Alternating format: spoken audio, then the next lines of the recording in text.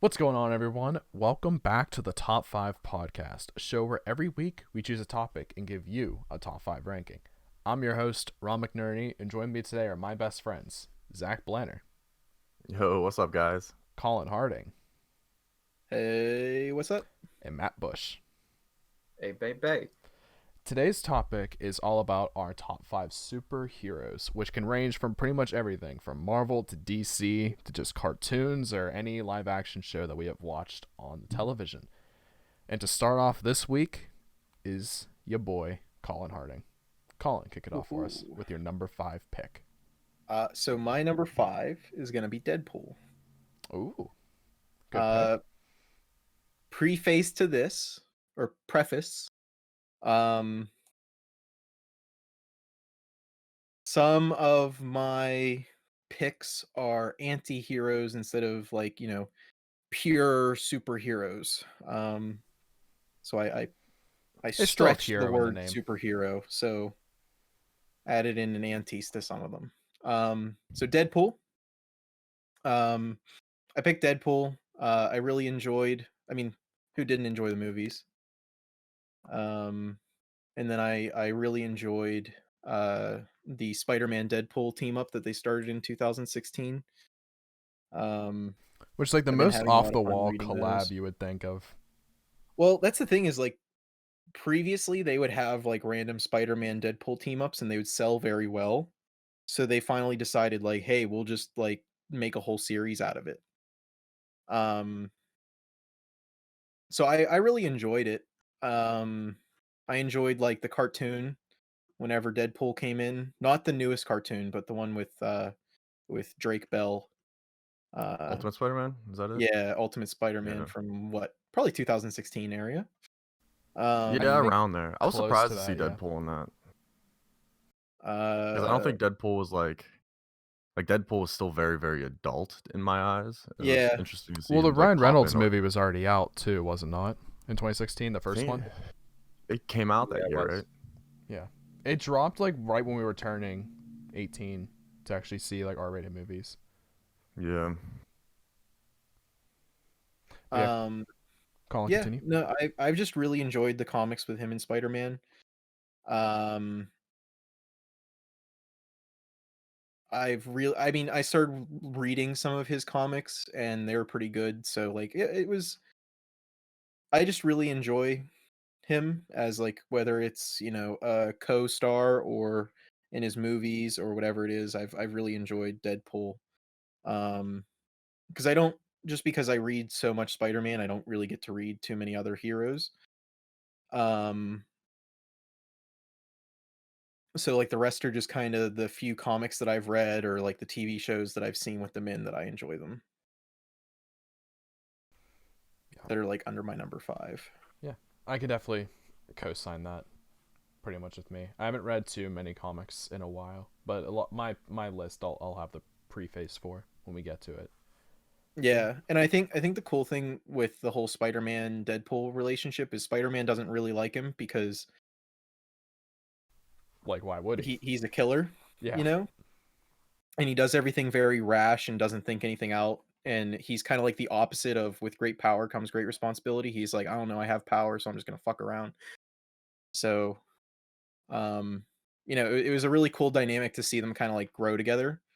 There was even a very short series where eventually it's decades in the future and they ended up in the same retirement home and they had to stop a um Deadpool clone. And it was fun to see Deadpool with the crazy old man white hair and crazy gnarled beard and stuff. I So think I saw it was like a memes of fun little that. thing. Yeah. I've seen a lot of Spider-Man Deadpool memes. Yeah, Yeah. it's a big one. I mean, Zach, they basically just meme the whole time because Spider-Man's the Joker, or not the Joker, but he's a jokester, and so is Deadpool. So it's just a whole Yeah. meme the whole time they're together. Zachariah, what is your number 5 Yo. pick? So my list, the way I did it is kind of like heroes I know the most about and that I've seen in multiple iterations. whether that's like their direct content or like their crossover content with other things. But my number 5 is Martian Manhunter. Ooh. For those of you who do not know, because I feel like Martian Manhunter is still a very low-key hero. He's a Martian, and he has all types of crazy powers. He can phase through things. He can change the way he looks. So he's a shapeshifter. He can grow like his limbs and things into like different stuff, depending on what he wants to do. He can like read minds, and he's like a telepath. Really, really cool. There's different versions of him like out there. Like I think the original one was he was the last surviving Martian. And now I think currently he's just a Martian that is on Earth. But yeah, I love Martian Manhunter. I think he's really cool. His weakness is fire, which is very interesting. He loves Oreos. It's like a weakness of his. Imagine that being Yeah, a weakness. I mean, it's not like a weakness. I think it was Right. like Superman fed him Oreos one time, so like ever since then he's like Oreos. That's it. That's the answer. So that Martian Manhunter just put kryptonite in his cereal. um. So yeah. Yeah, I love Martian Manhunter. He's a cool dude. In the Justice League, not anymore? Question mark. But he'll always be in the Justice League in my heart. So. Well, Yeah. not in the movies, but we'll see what the heck they even decide to do with that. But Yeah.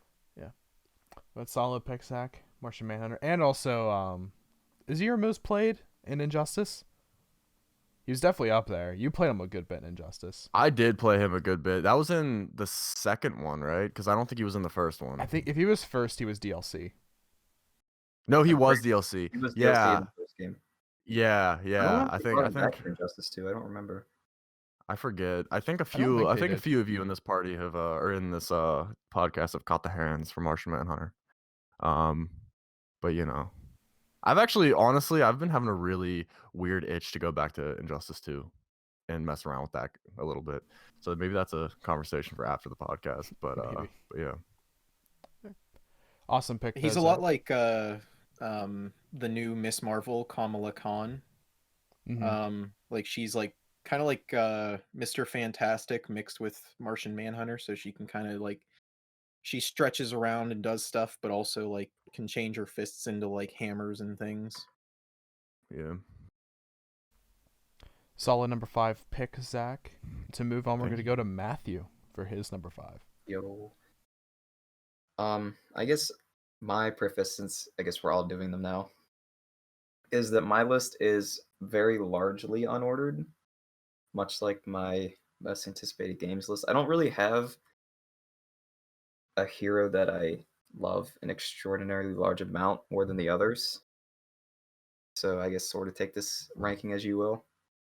I will. But they're Thank you. not superly aggressively ordered. You actually cannot stop me from doing that, Matt. Yeah. Too late. Oh, sorry. So that being said, my number 5 is the Hulk. Ooh. It's a good pick. Just because I just really like the Hulk. I think the Hulk gets a lot of really cool stories in the MCU. I have read like a couple of Hulk stuff. I don't really read comics that much, so when I find one I really like, it kind of tends to stick with me. And I feel like Hulk sort of has like he's like sort of the fixed Superman in a way. Like he's essentially super strong and like theoretically unbeatable if he gets angry enough, but the Bruce Hulk versus battle that always goes on his head makes for some really interesting stories and interactions that I really like. Not just like Superman loses a fight because he doesn't try hard enough. Like it's not super boring. Yeah, like that. It's a different aspect. You should. And I really like the MCU movies too. I think Mark Ruffalo does a good job, and until they sort of see, I didn't like Mark Ruffalo as the Hulk. I liked the original guy so much better. I don't remember what his name was. Yeah, I didn't even watch the movie. I've been debating. Norton is his last name, I think. Yeah, Edward Norton, I think, was his full name. Yeah.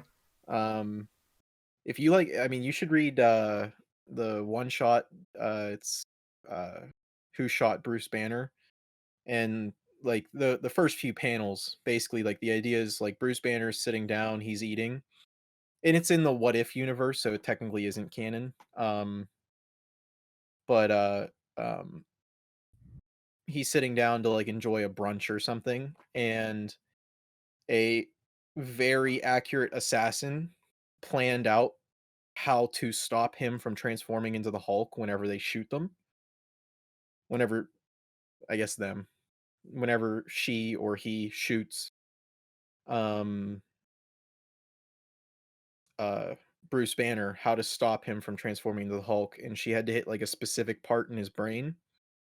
And it's really cool to see how the rest unfolds, and it goes into like this really cool um like recovery and things, and I liked it a lot. Like, you just kind of have to read it. I don't want to spoil a bunch of it, but it's kind of Uh, cool in like the What If universe to like see the Hulk actually kind of get taken down, even though like he technically isn't, in a weird way.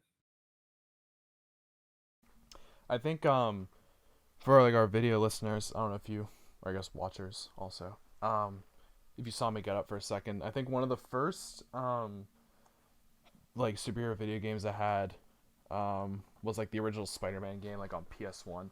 But I had this one too, Hulk, on the PS2. This game was freaking awesome.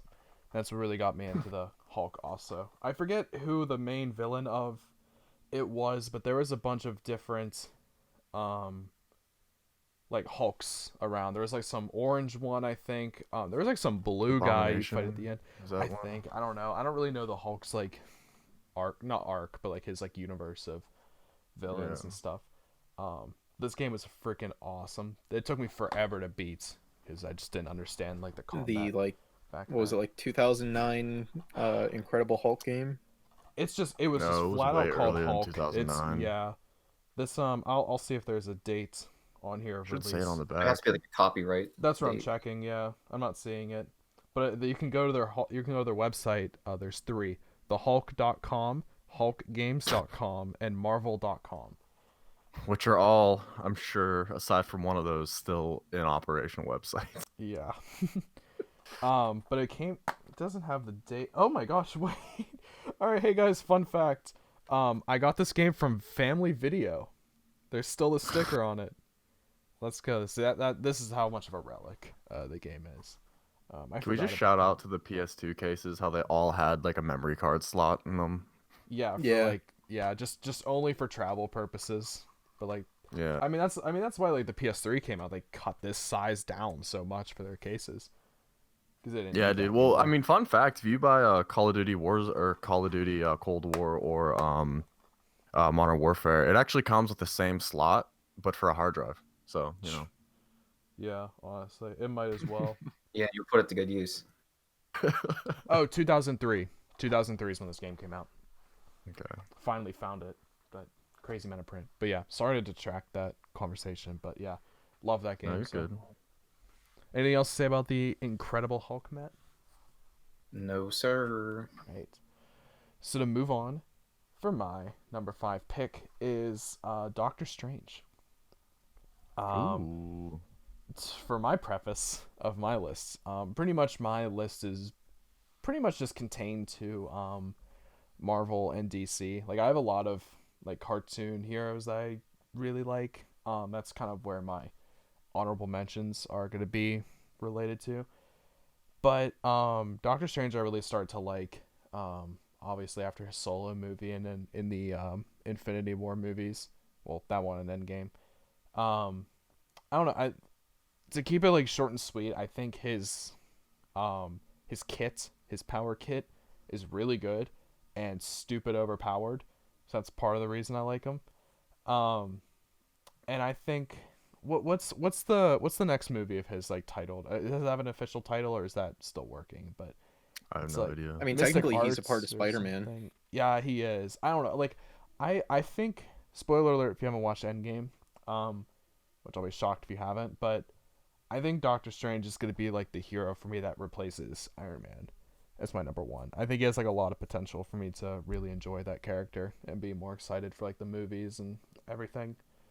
Um, it sounds like a short and sweet reason for number 5, but his movies are really good.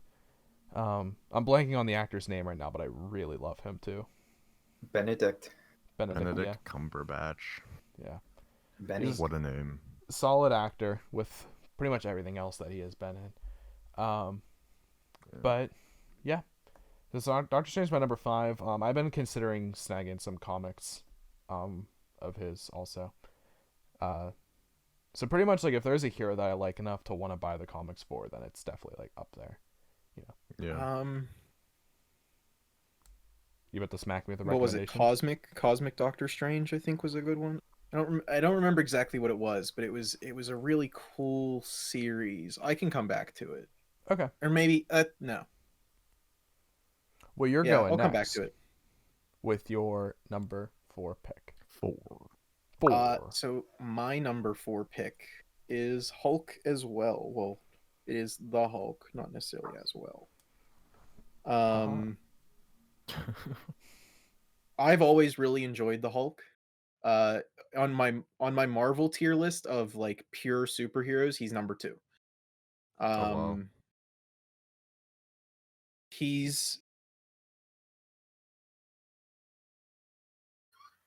is literally the strong, like, I think Matt kind of hit a good point, which is he is the Marvel's version of Superman, except he actually has flaws. So he has all the powers of Superman, but luckily, luckily he's angry. He can't control his temper. He can't control his thoughts very well. He can't do a lot of things that, like, some of his supervillains are super fast people because of how big he is and how, like, in a sense slow he is. It's like there's a lot of flaws there where like Superman kind of doesn't have any flaws, and it's just kind of okay. I didn't feel like winning today because he has super speed, power of flight. He can literally just shoot you from his eyes from a distance. I think the cool thing about Hulk is that it still relies on him and like his, all of his thoughts and brain power and stuff to win. But there's really cool things like he's basically immortal. He the Red Hulk, General Ross, took him into space and tried to like basically kill him by taking him into space, and his body modified so that way he didn't need to breathe oxygen anymore. While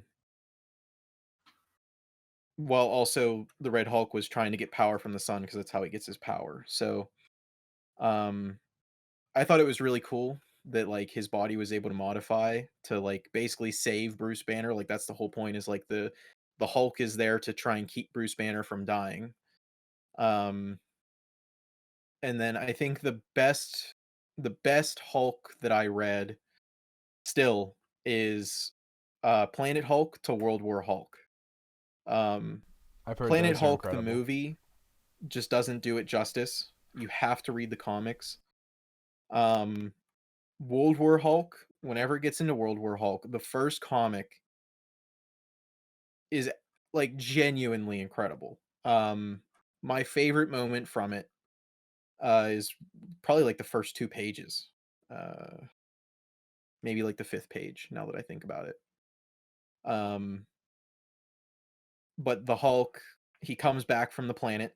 Once you finish Planet Hulk, you'll know why and stuff. But he comes back to Earth, and right now he's the maddest he's ever been. So he's literally unstoppable. Like that's how mad he is. And he goes to the moon first because Black Bolt is considered like one of the strongest superheroes, and he's also part of the Illuminati. So he's one of the he's basically the leader for the Inhumans, and he's their representative on the Marvel Illuminati for the Inhumans. So he's really pissed off at the Illuminati, and he comes back, and he lands, and he's yelling at Black Bolt, and he goes to grab Black Bolt, and he grabs him, And Black Bolt, if you don't know what Black Bolt's power is his voice is like amplified millions of times. So if he whispers, it's like a nuclear bomb going off in like sound waves. So he didn't just whisper, he like lightly spoke like I am now, and he said enough. And Hulk still held on to him, and eventually, like while he's holding on to him while all these things, he eventually gets blown off the panel. And they begin to walk away like, oh, it's over, like he's dead. Like nobody can withstand that kind of power.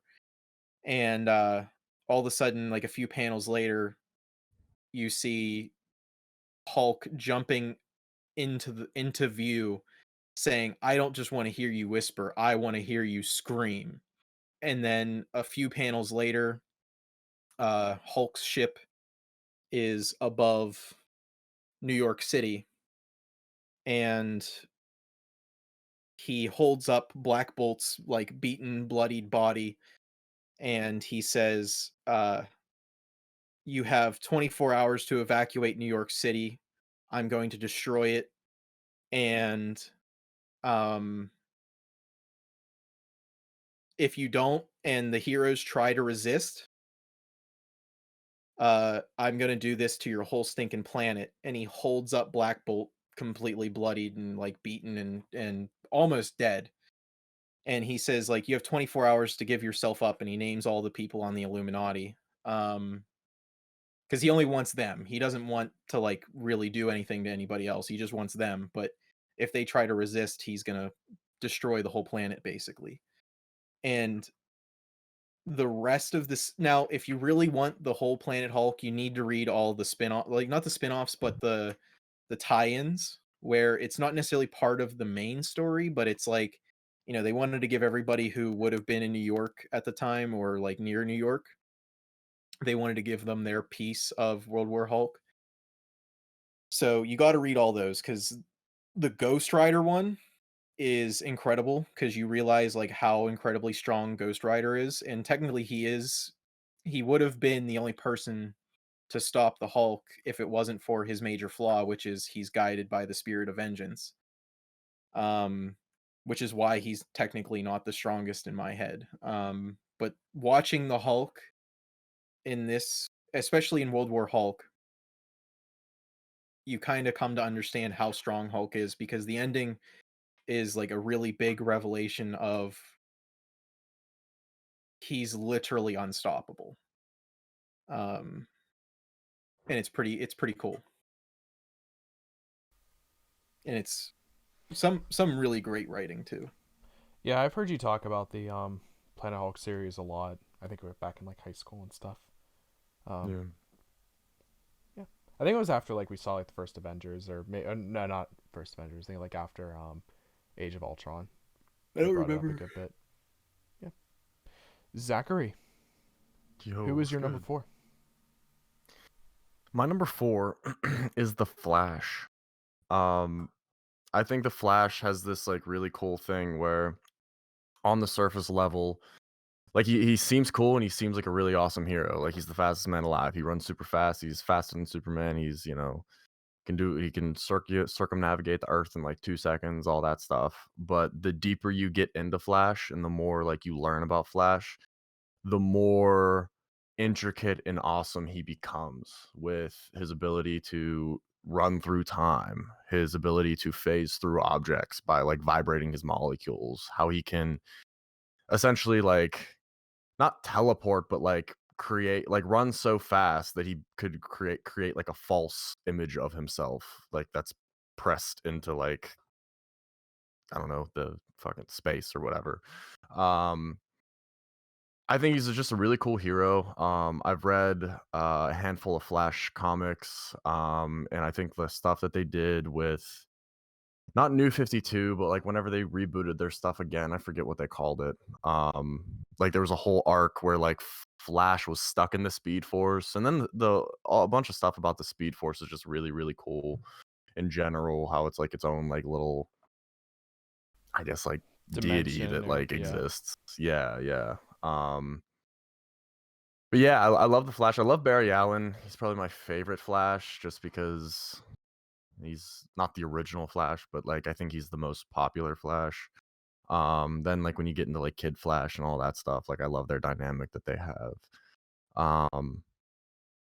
But yeah, and I'm pretty sure, if I'm remembering this correctly, there's only a handful of like speedsters that can exist because the Speed Force is like a finite thing that you can tap into. So it's only a certain number of them can actually exist and utilize the Speed Force. But yeah, I just love the Flash. I think he's like such a cool hero. He's like kind of lighter for sure, like not like lighter in the sense of like Like with his like comedic comedy-wise and relief. Yeah, he's more comical. in the CW show, he's similar to that. I mean, I don't watch it anymore. But Yeah. like, he definitely has like those moments. Yeah, no, for sure. I think he can get a little stale at times because like I love a lot of his villains. Like I think a lot of his villains are really cool.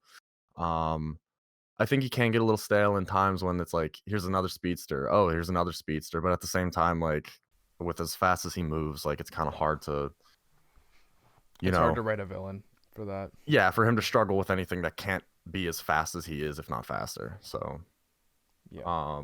But yeah, Flash is my number 4. I think he's a really cool hero. He's a cool guy doing cool things. Yeah, dude. Matt, is your number 4 pick someone who is a cool guy doing cool guy things? You already know. Because my number 4 is Deadpool. Nice. He is a cool guy doing cool guy things. Yeah, I fucks with Deadpool a lot. Just because he's really different, obviously, in the sense that he's like a parody on the superhero genre overall. And he's also the only superhero whose comics I actually own physically. I have them like on my bookshelf. And I really on like your bookshelf? Yeah. Cool. His singular bookshelf. Well, I mean, I don't read a lot, so I only need one bookshelf. And obviously, I mean, the movies are great, and like anytime he appears in Marvel media, he's always written very well and always pretty funny. He has like a way of like just stealing the show and whatever he's in. And I don't know if you guys played it, but the Deadpool game that came out years ago, like that game that was really good. Back on the 360 days. There were 2 of them. There were 2? I thought there was only 1. No, there were 2. No, there were 2. Deadpool 1 and Deadpool 2. Yeah. Well, I figure that's how they go about the numbering scheme of it, but yeah. Well, technically, there's no Deadpool 1. There's Deadpool, and there's Deadpool 2. So, Matt, I think me and you played 2. I know me and you we were playing the first one around the same time together, but I swear me and you were playing 2 I didn't play as well. the second one. This is my first time hearing about it. Oh, okay. Well, yeah. Maybe it was like a totally new reboot. Maybe. No, I mean it was like a continuation of what the first game did for sure. Because I know I only played the first one, but I remember there being a second one. But maybe I think it was like a stealth drop because if I recall correctly, it was like I had nothing to play, and then like I like saw something about Deadpool 2, and I was like, "What? Oh, this game has been out for like a few months. Like, what the hell?" And then I went and bought it. So I don't know. And then also, I don't know if you guys ever played this series, but back in the day, there were a couple games called Marvel's Ultimate Alliance. It was like a top-down beat-em-up type game, and Deadpool was one of the main people who I played with in the first. I loved Doctor. Those games were super fun.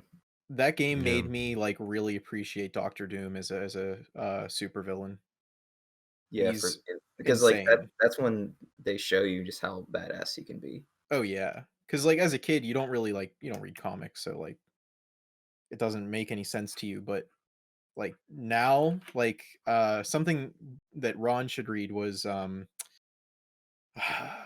what is it? God Supreme or God Doom or Supreme God Doom? What was the?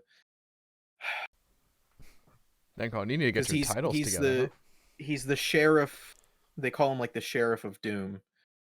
The sheriff god who does doom things and is also a doctor. God Emperor Doom. God Emperor Doom with Doctor Strange is the Sheriff Strange for Doctor Doom. It's really a lot good. of nonsense you just said, Colin. I'm sure it makes sense. I'm sure it's a real Yeah, thing. I mean, you kind of have to read the whole. You just It's had to part be of there. Secret Wars, I think. But yeah, it's God Emperor Doom was a huge one, and honestly, that video game made me appreciate Doctor Doom so much more. I never picked up the third one. It was like always on my list to like pick up eventually, and then I haven't picked it up yet. Didn't they make a 4? I thought the 4th one was the newest one. The third one came out like 2 years ago, I think, or something. I thought that was a 4 that came No. out. I don't know. But yeah. Matt, the reason I like your number 4 pick so much is because Deadpool is my number 4 pick. So we can kind of carry on that discussion of Deadpool. As Matt talked about, Deadpool character is fantastic.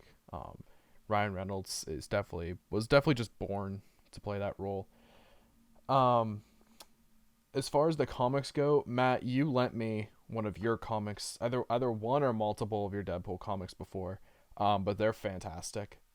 I think there's this series, I never did read it, but it was like when Deadpool kills like the entire MCU, or just the Marvel universe.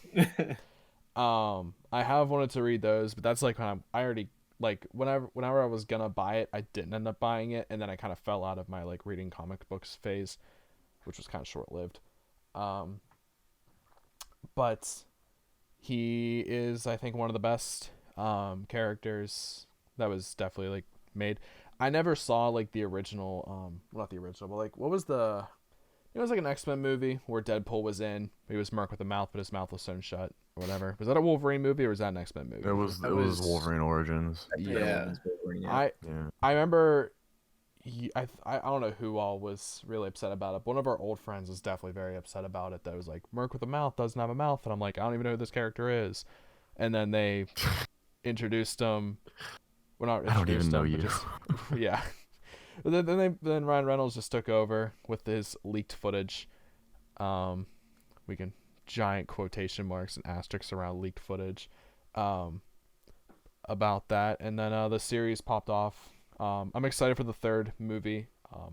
Believe we already talked about this in my top 5 Marvel movies. But Deadpool 2 I prefer over Deadpool 1, mainly because there's like an actual plot. Like not like a well-written plot, but like a good, like driven plot. I think it's pretty good. I think it's a pretty good plot. Yeah. So I'm excited for the third movie and whatever else they decide to do. Was it confirmed that Disney got it now? Or is that still not confirmed? I think Disney it was owns confirmed Fox they now, own it right? now. So What'd you say? I guess Colin? they'd have to. Yeah, I didn't think they were allowed to own all of Fox though. Yeah, I think there was like Yeah, I some, think like, they were only allowed yeah, like their parts. movie division or something. Yeah. Well, because I mean, at that point, like, you know, Disney can't just keep buying everything, you know. Yeah, I think it was Fox Films, from what I'm reading. Yeah, I think that's what I thought it was, but yeah. So I'm excited to see how the future movies are going to be. I mean, if Disney does have them, I cannot imagine they'll ever get away with a PG-13 release for it. So I'm expecting them I don't even want it. Well, I Disney, don't want it. Disney said that they PG-13. didn't want to. They said they didn't want to stop it from being whatever it needs to be. And then somebody also like asked them. They said, you know, with the whole restriction with Disney, like, did that stop you from writing better Marvel movies? And they said, honestly, they didn't give us any real restrictions. We just always made them PG-13 because that's what they ended up being. Yeah, that I think I would imagine after like what Disney bought Marvel after Avengers 1, right? That's when it happened. It was after like, the second one, I think. I think it was before that. I think it was Avengers 1 is whenever they bought it. That's what I'm thinking, because Avengers 1 did so well. I'm sure Disney was like, all right, cool, let's get this, you know, property. But yeah, 2009. I would imagine that after, or Avengers came out in 2012, did it not? Yeah, so they bought it. Yeah. They bought it just before Oh, Avengers before that. because I was So that was like after thinking Iron that it Man was 1 or 2. 2 was Iron Man 2, I think, around that time. well, it was right Well, after. no, it was 2011. It said 2009 on the wiki. What, Well, Avengers 1? 2011, I think, is when Avengers, because when it was 12. Avengers dropped originally, we were on the Civil War trip. I don't know. I remember seeing it with an old high school friend, Ian, in like the movie theater with me, Ian, Matt, Colin. I think you were there, Zach. I don't think you were. And a couple. It was No, I it was an odd group that went to go see it. I believe we were in 9th grade, but I could be wrong. I don't know. It was a very odd group. No, I don't know, because I feel like I remember, because I think it dropped when we were on the Civil War trip, because I think I remember my dad like trying to talk to my dad to see if he could get us out to go see it. 2012. 2012. Okay. So but regardless, yeah, that was Civil War, right? I mean, We were it's in 8th grade. possible. I thought we were in 9th grade. I May don't know. 4th. So yeah, probably around the Civil War time. Yeah, because it went to 13 when we were in 9th grade, right? It was 12 to 13. We graduated in 16, so. Well, I mean, it was it was 9th 12 grade to be 13. It's 19. the leg 9th end of grade be 12. 13, 14, 14, 15, 15, No. 16. So we would be in 8th grade. No, 9th grade would have been the end of 12. Yeah, that's what I'm saying. So Yeah. 9th grade would have been the end of 12. Yeah, you're right. But we would have been in 12 in 8th grade. Yeah, I don't know. On the It's back it's half. fine. It doesn't matter. But Yeah, it was made were and young distributed by Walt Disney. and had less problems back then is when it came out. We'll leave That's it at very that. accurate. Because I think it was Iron Man 2 that sparked their interest. That's Because what I think. I remembered it was like they either bought it during the production of Avengers or something, because I knew Avengers was the point where they definitely had Marvel. But regardless, I'm sure Deadpool's going to still be made with, with the same craft that the first 2 movies were made, just this time with more money. Yeah, So I agree. I'm not upset about it. But yeah, I agree. Deadpool's my number 4. Colin, what is your number 3? My number 3 is TMNT. I've been reading The Last Ronin recently. It's fantastic. Oh That's my Leonardo, god. right? I mean, I'm not going to spoil it. Well, okay. I mean, it's a giant like cliffhanger, so that's why I'm not going to spoil it if you want to read it. I mean, I'm not 100%, but yeah, wow, is it really good. My favorite Teenage Mutant Ninja Turtle is Michelangelo.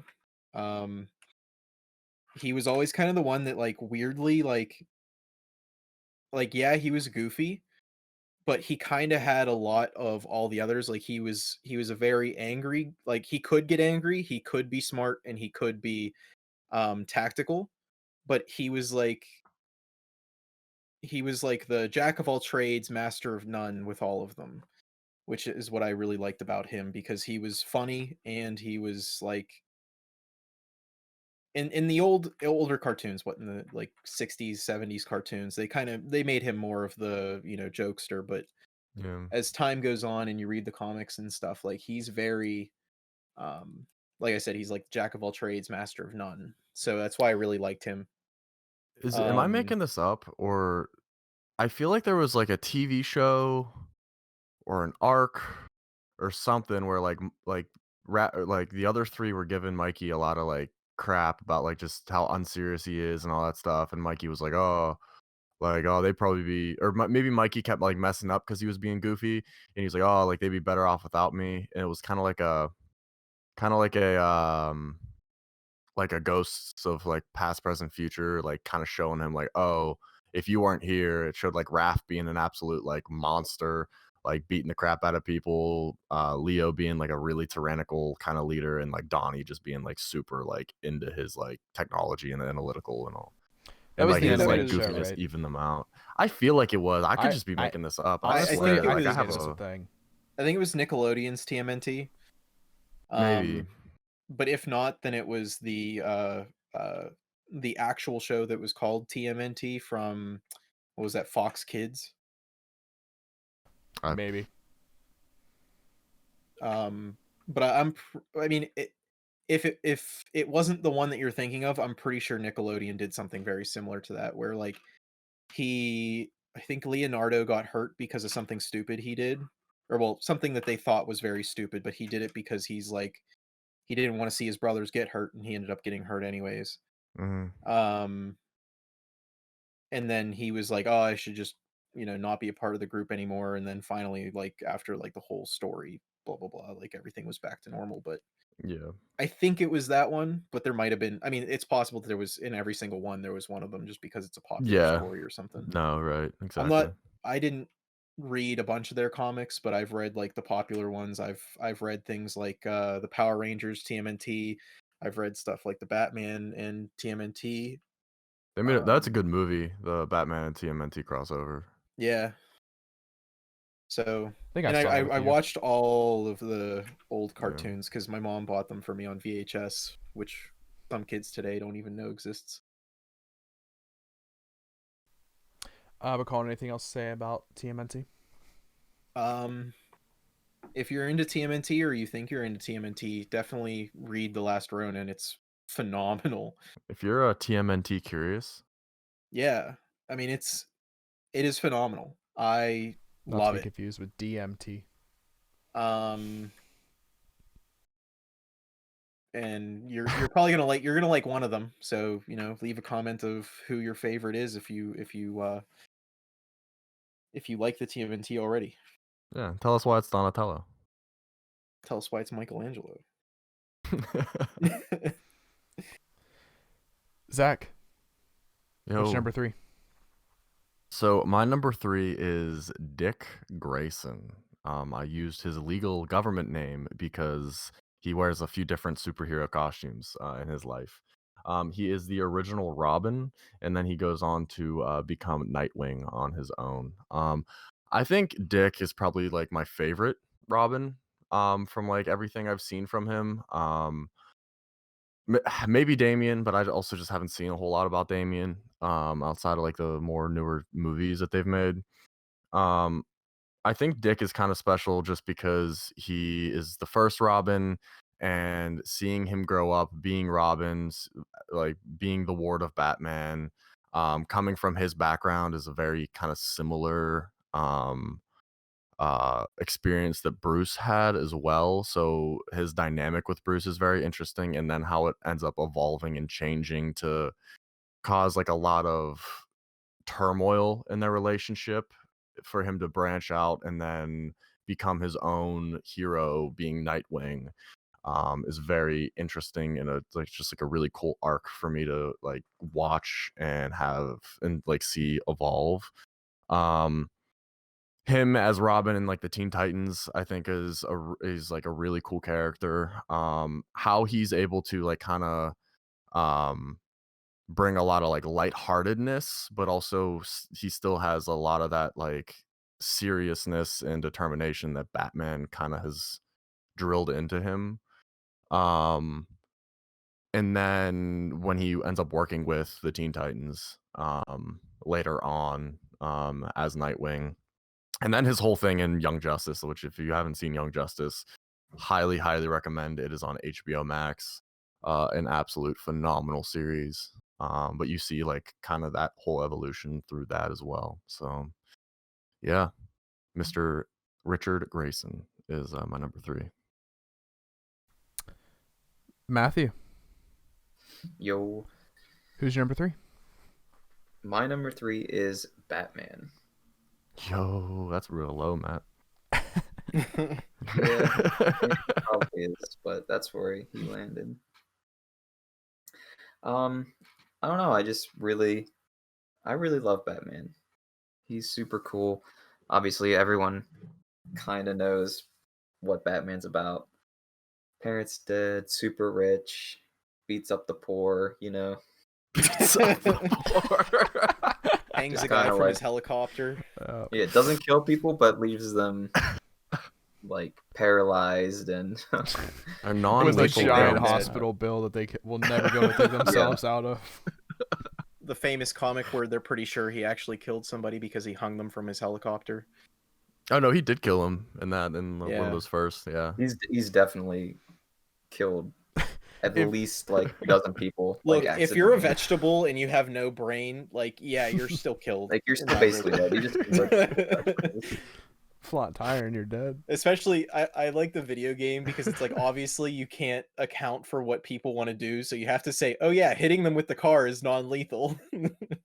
Well, in the Well, in the you hit them Arkham with Knight their rubber game- bullets from the Batmobile. Yeah. But like exactly. when those rubber bullets hit you, riot suppression rounds. you're gonna break every single rib in your body. Yeah, just especially to since it's coming hit out of you. like 50 cal machine guns. Like those rubber bullets are bigger than your freaking hand. Well, I love in when you're flying around Gotham in Arkham Knight, there's like you can hear like the henchmen like have little conversations, and there's one that the dude's like, "Oh man, that tank that Batman's driving around, dude. If you get shot by one of those things, it's like getting punched by a gorilla." Well, wasn't it like a Robot Chicken sketch or whatever, where Batman was just beating up Joker, and he just stops, and he's like, "Why'd you stop?" He goes, one more hit would kill you, and I'm above that." It was like 10 minutes of him just like beating the crap out of the Yeah. Joker too. Yeah. Yeah, dude, he's definitely murdered. What was it like in the Arkham game? You wouldn't like run people over. I think the car would like push them away and like electrocute them or something. They in would Arkham get Knight? hit by the Yeah. car, and it would like sonic boom them while also like hitting them with electricity away from the car. And it's like, Yeah. looked like I hit them. Yeah, with the force of the car being just going down the road at 120 miles per hour, I'm pretty sure A that rocket push car? is sending them flying. Yeah, like they're not surviving anything. It's always nice, like in the Spider-Man games too. If you shot people off the roof, you would just you would just see you would see a web shoot out from Spider-Man that I would don't know, just I think pull a- him I think into a the 40 story building. fall's pretty lethal. Yeah. And like I think that's like the cool thing about the games is it's like you can't account for everything that people want to do, but whenever you find like the small things that totally break the character, it makes it a little bit more fun. Well, one of my favorite videos that I've seen is in the new Spider-Man game. Somebody like for one of the like save the civilian, like the civilian's stuck under a car, and somebody webs like 3 or 4 bad guys up onto this car. And then when you go to save the civilian, you flip the car so that way the civilian gets out and it just crushes all 4 of those people strapped to the car. It uses in-engine cutscenes. Yeah. Yeah, it's so funny. And then it has the Rick and Morty music playing, like the bad Morty music when it happens. Oh yeah. Great. If you haven't seen that little clip, I'm sure you could probably find it with a few searches on YouTube. But yeah, Matt, not to detract you from Batman No. being your number 3. That's good content. That's good content. But Did you have comics or anything? I don't have any Batmans, no. Zach's lent me some in the past. Yeah, I got a few you can use if you want them. but I have the Quarter Val's I have real a good. few collected I don't know any. series of them, like the like comics 1 through 5, 5 through 10, and 10 through 15 of the new 52. Wait, what? Batman comics. Like just yeah, the like I don't know what to call them, but they're like the The collected volumes? editions. Yeah, Oh, the like volumes. where Yeah. they collect a few 5 to 6 comics in each, and I have a Yeah. few of those if you want to borrow them.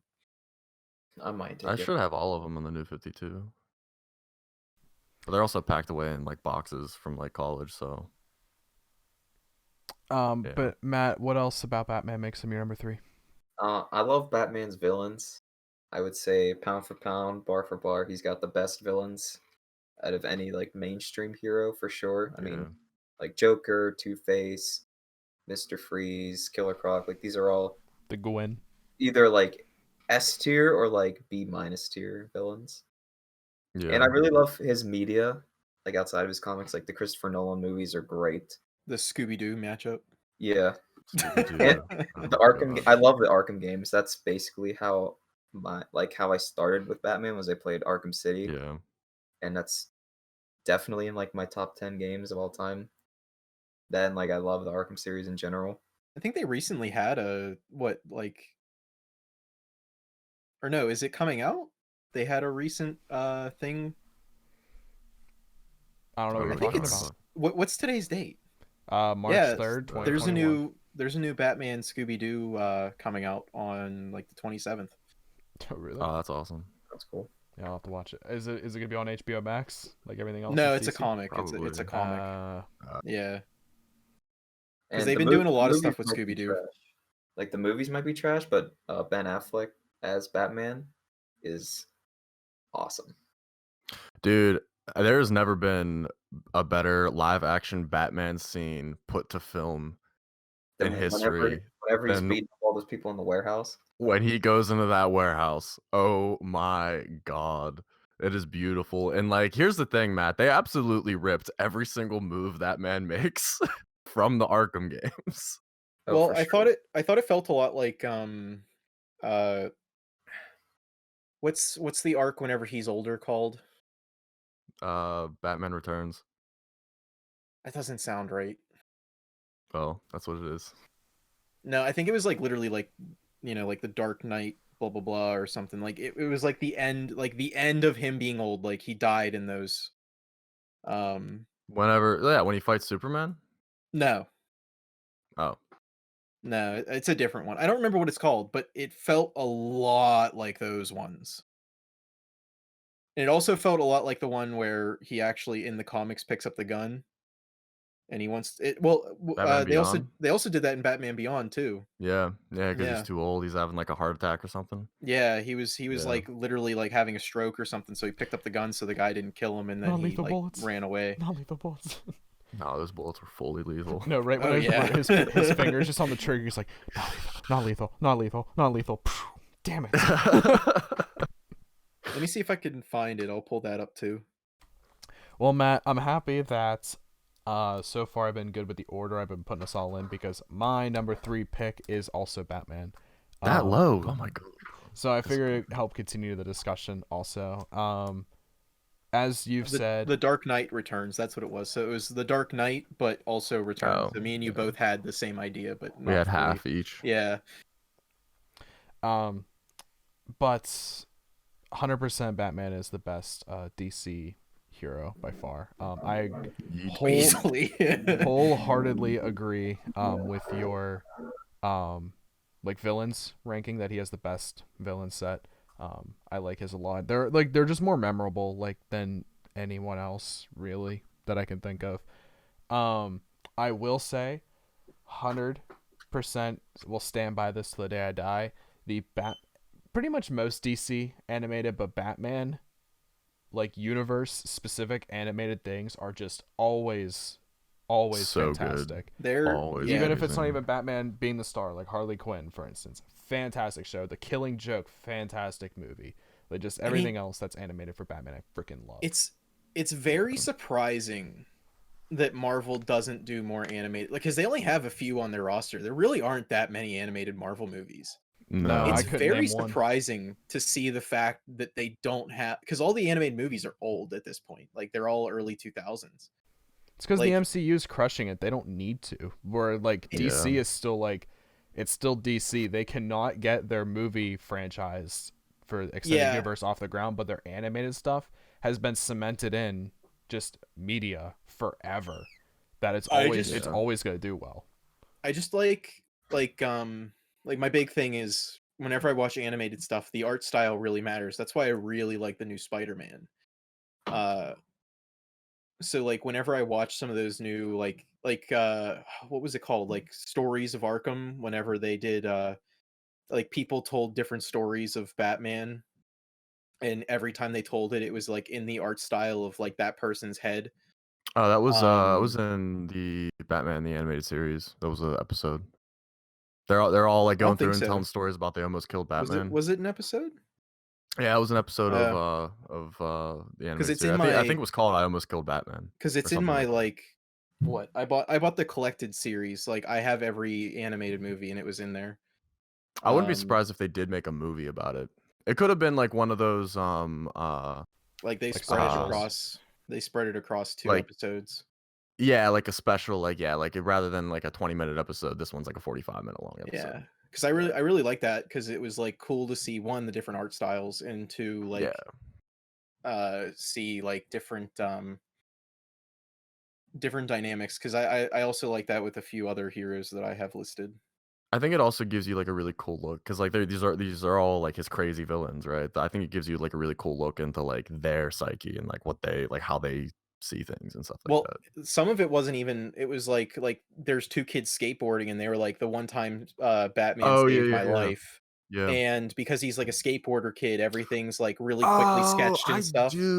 I do know what you're okay, so yeah, so we're talking about two different things. Like, yeah, what you're talking about is a thing. It's like a weird collection of like different stories where it has like the like how you're saying the art styles and stuff. What I was talking about is there's an episode where it's like it's a poker game. Like all the villains are playing a poker game, and they're all talking about stories how they almost killed Batman, and they're telling these stories, and there are different art styles and things like that. Yeah, And like it gets to Killer Croc, and he's like, one time he was by the swamp, I threw this rock at him.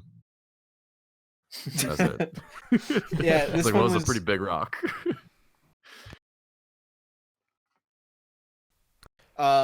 this one was a lot like you know, it was the beginning of Batman basically. Like he hasn't really been seen before, so nobody really knew him Yeah. as the Batman. They just like knew that he was like some dark shadowy figure. Yeah. So like in some of them he looks like this demonic demon that's like saving this person. Um and in some of them he's drawn as like just a shadow that doesn't actually exist.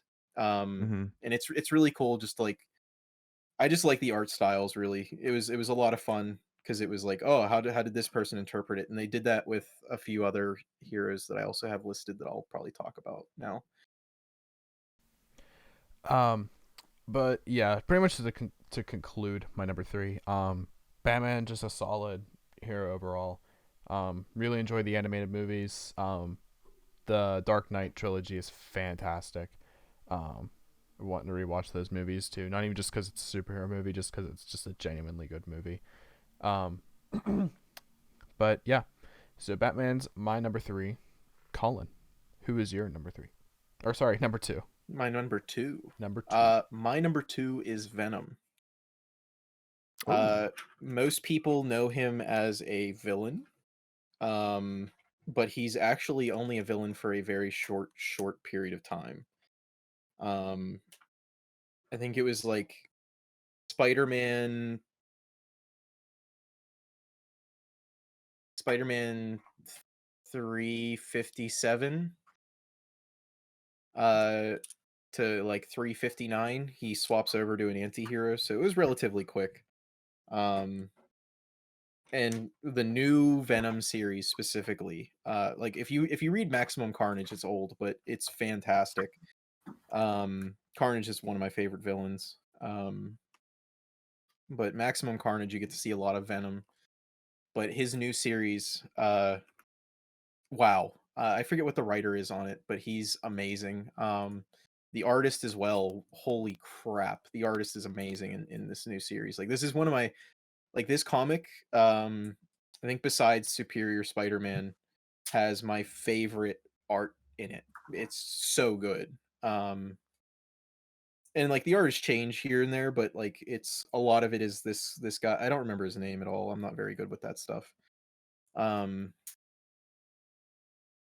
but Venom, he's now like they're finally like kind of developing the symbiotes. What back in 2015, 2016, they introduced the fact that he's actually from a planet, uh, not just like a test tube alien like he was in Secret Wars way back in the day, or was it Secret? Yeah, Secret Wars.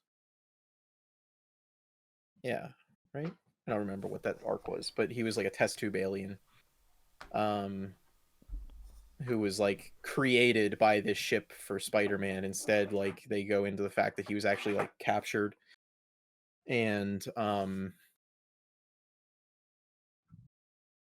he was on a planet Clintar, and they kind of go into more about like the origins of why they exist in this one. And now like there's the whole King in Black arc in Marvel, which is Null, who is the god of the void, created them. And technically Clintar was actually a prison for him where he had to live because he was taking over the world. And they even explain things that happened. I'm talking like things that happened in comics like decades ago. They explain why those things happened, and it was because of Null, but they hadn't developed the character yet, or they weren't ready for him yet, or whatever it was. So they go back and explain things, and it's so cool to see like, oh, this is why like one of Thor's greatest villains, this is why he is a villain for Thor. and it's because of Null. It's really really cool. And seeing like Venom, they really open up the dynamic of the Venom symbiote with Eddie, because now it's back to Eddie. And the Venom symbiote as like how he was turned into a weapon and how he was turned into all this stuff and blah blah blah. And it's really cool to see like the dynamic with Venom trying to fight off basically like it's not just his god, but it's like a piece of him in a sense. So like whenever Null does stuff, he can kind of command the symbiote to do things. So it's really cool to see that dynamic and like him be like a real anti-hero, really. Almost a hero. I would like, besides the violence, it would be nice to call him a hero. What's the next Venom movie? So I know Carnage is supposed to be in it, but like, what's it titled? Did they give a title? Was it like Venom Yeah, Maximum Carnage or something? Like it was that? something like that. It might take me a lot to watch another Venom movie. I liked it personally. I really liked the last one. Was good. I thought was the the last one big was fan. fantastic. At worst, it's average, but I did really like the movie. I thought it was below average. Let There Be Carnage is what the leaked title is called. That's it. That's it. Or no. Sony picked, it's actually, Venom Let Them Be Carnage, yeah. Because I knew it was something Carnage, but I couldn't remember what it was. Or there? Let There. Let There, okay. Yeah. I personally, I don't know, like, I think, what's his name? Woody Harrelson, right? He's the guy who's playing Cletus Cassidy. Mm-hmm. I don't know who did the casting for him, but you couldn't be any more off of who Cletus Cassidy is. Like, you are... Woody Harrelson is this big, burly, like, chubby guy. Cletus Cassidy is, like, a very thin, like, almost anemic person with glowing red hair. And I think the biggest problem is like, because Woody Harrelson is basically bald, it's a wig, so it doesn't even look real to me, unless they like really did a better job. Because like, trailers and like the quick preview that they had at the end of Venom, I can see like, maybe they didn't work out the CGI and stuff and it wasn't perfect. But is he like chronically bald, or is that just a choice he makes? Because he had hair in the Hunger Games. So could he just not grow his hair out? I know he's bald. Like, they must have just gave him hair for that. Like, he's bald like in the Zombieland movies, wasn't he? Yeah, like his hairline goes almost all the way back into the middle of his head. Oh well. Could have been a good makeup artist. Yeah. For those movies, yeah. I don't think he's a good pick, other than his acting. I think his acting is phenomenal. Don't get me wrong. But I think somebody out there has to be closer to Cletus Cassidy than him. I mean, I guess we'll see, right? See what he does, what kind of story they're pulling off. I do like how they kind of did they took like a Venom 2099 story arc and turned into like a more modern Venom. So like that's what I liked about that movie. I liked that movie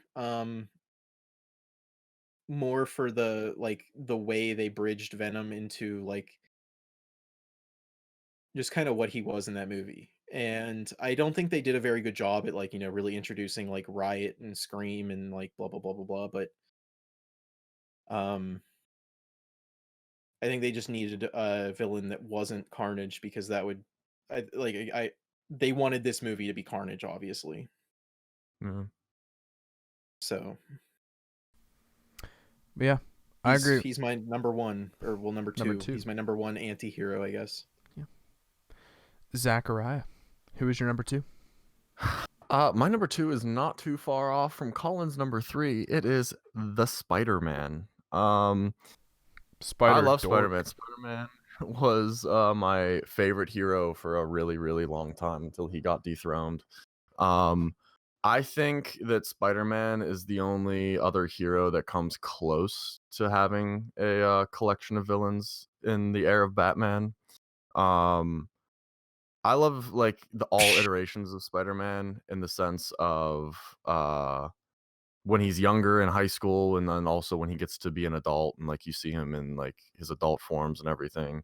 I love his video games, all the ones when we were little and all the way up until now. Spider-Man is just a great hero, you know. I think he's a very relatable hero for a lot of people, depending on what like era of his life he's in. The whole idea that he is juggling like his personal life along with the hero life, and you know, he's just very, very intelligent and smart and creating all of his gadgets, and like leverages like where he's working and everything to like kind of help out his like Spider-Man endeavors. Remember, one of my favorite like Spider-Man scenes, like in Civil War, whenever him and Iron Man meet for like the first time, he's like, "You ever been to Germany? You're gonna love Germany." He's like, I can't go to Germany." Like, why can't you?" "I got like homework and stuff to do." Yeah, I love Tom Holland as Spider-Man. Oh, But Tom yeah, Holland's I've always amazing. loved Spider-Man growing up. He's just like a really cool hero, fun hero. Yeah, there's not really too many bad things I can say about Spider-Man, if any at all. So that is my number 2. Wholeheartedly agree, but we'll get to why I agree so much later, because Matt is gonna hit us with his number 2 pick.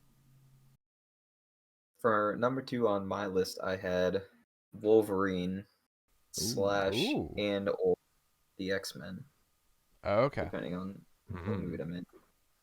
Well, at first when I made my list, I didn't know we were including groups, so it would be mostly the X-Men. Maybe not My so number much. 1 is Wolverine or My 50 other heroes. My number 2 is 50 heroes.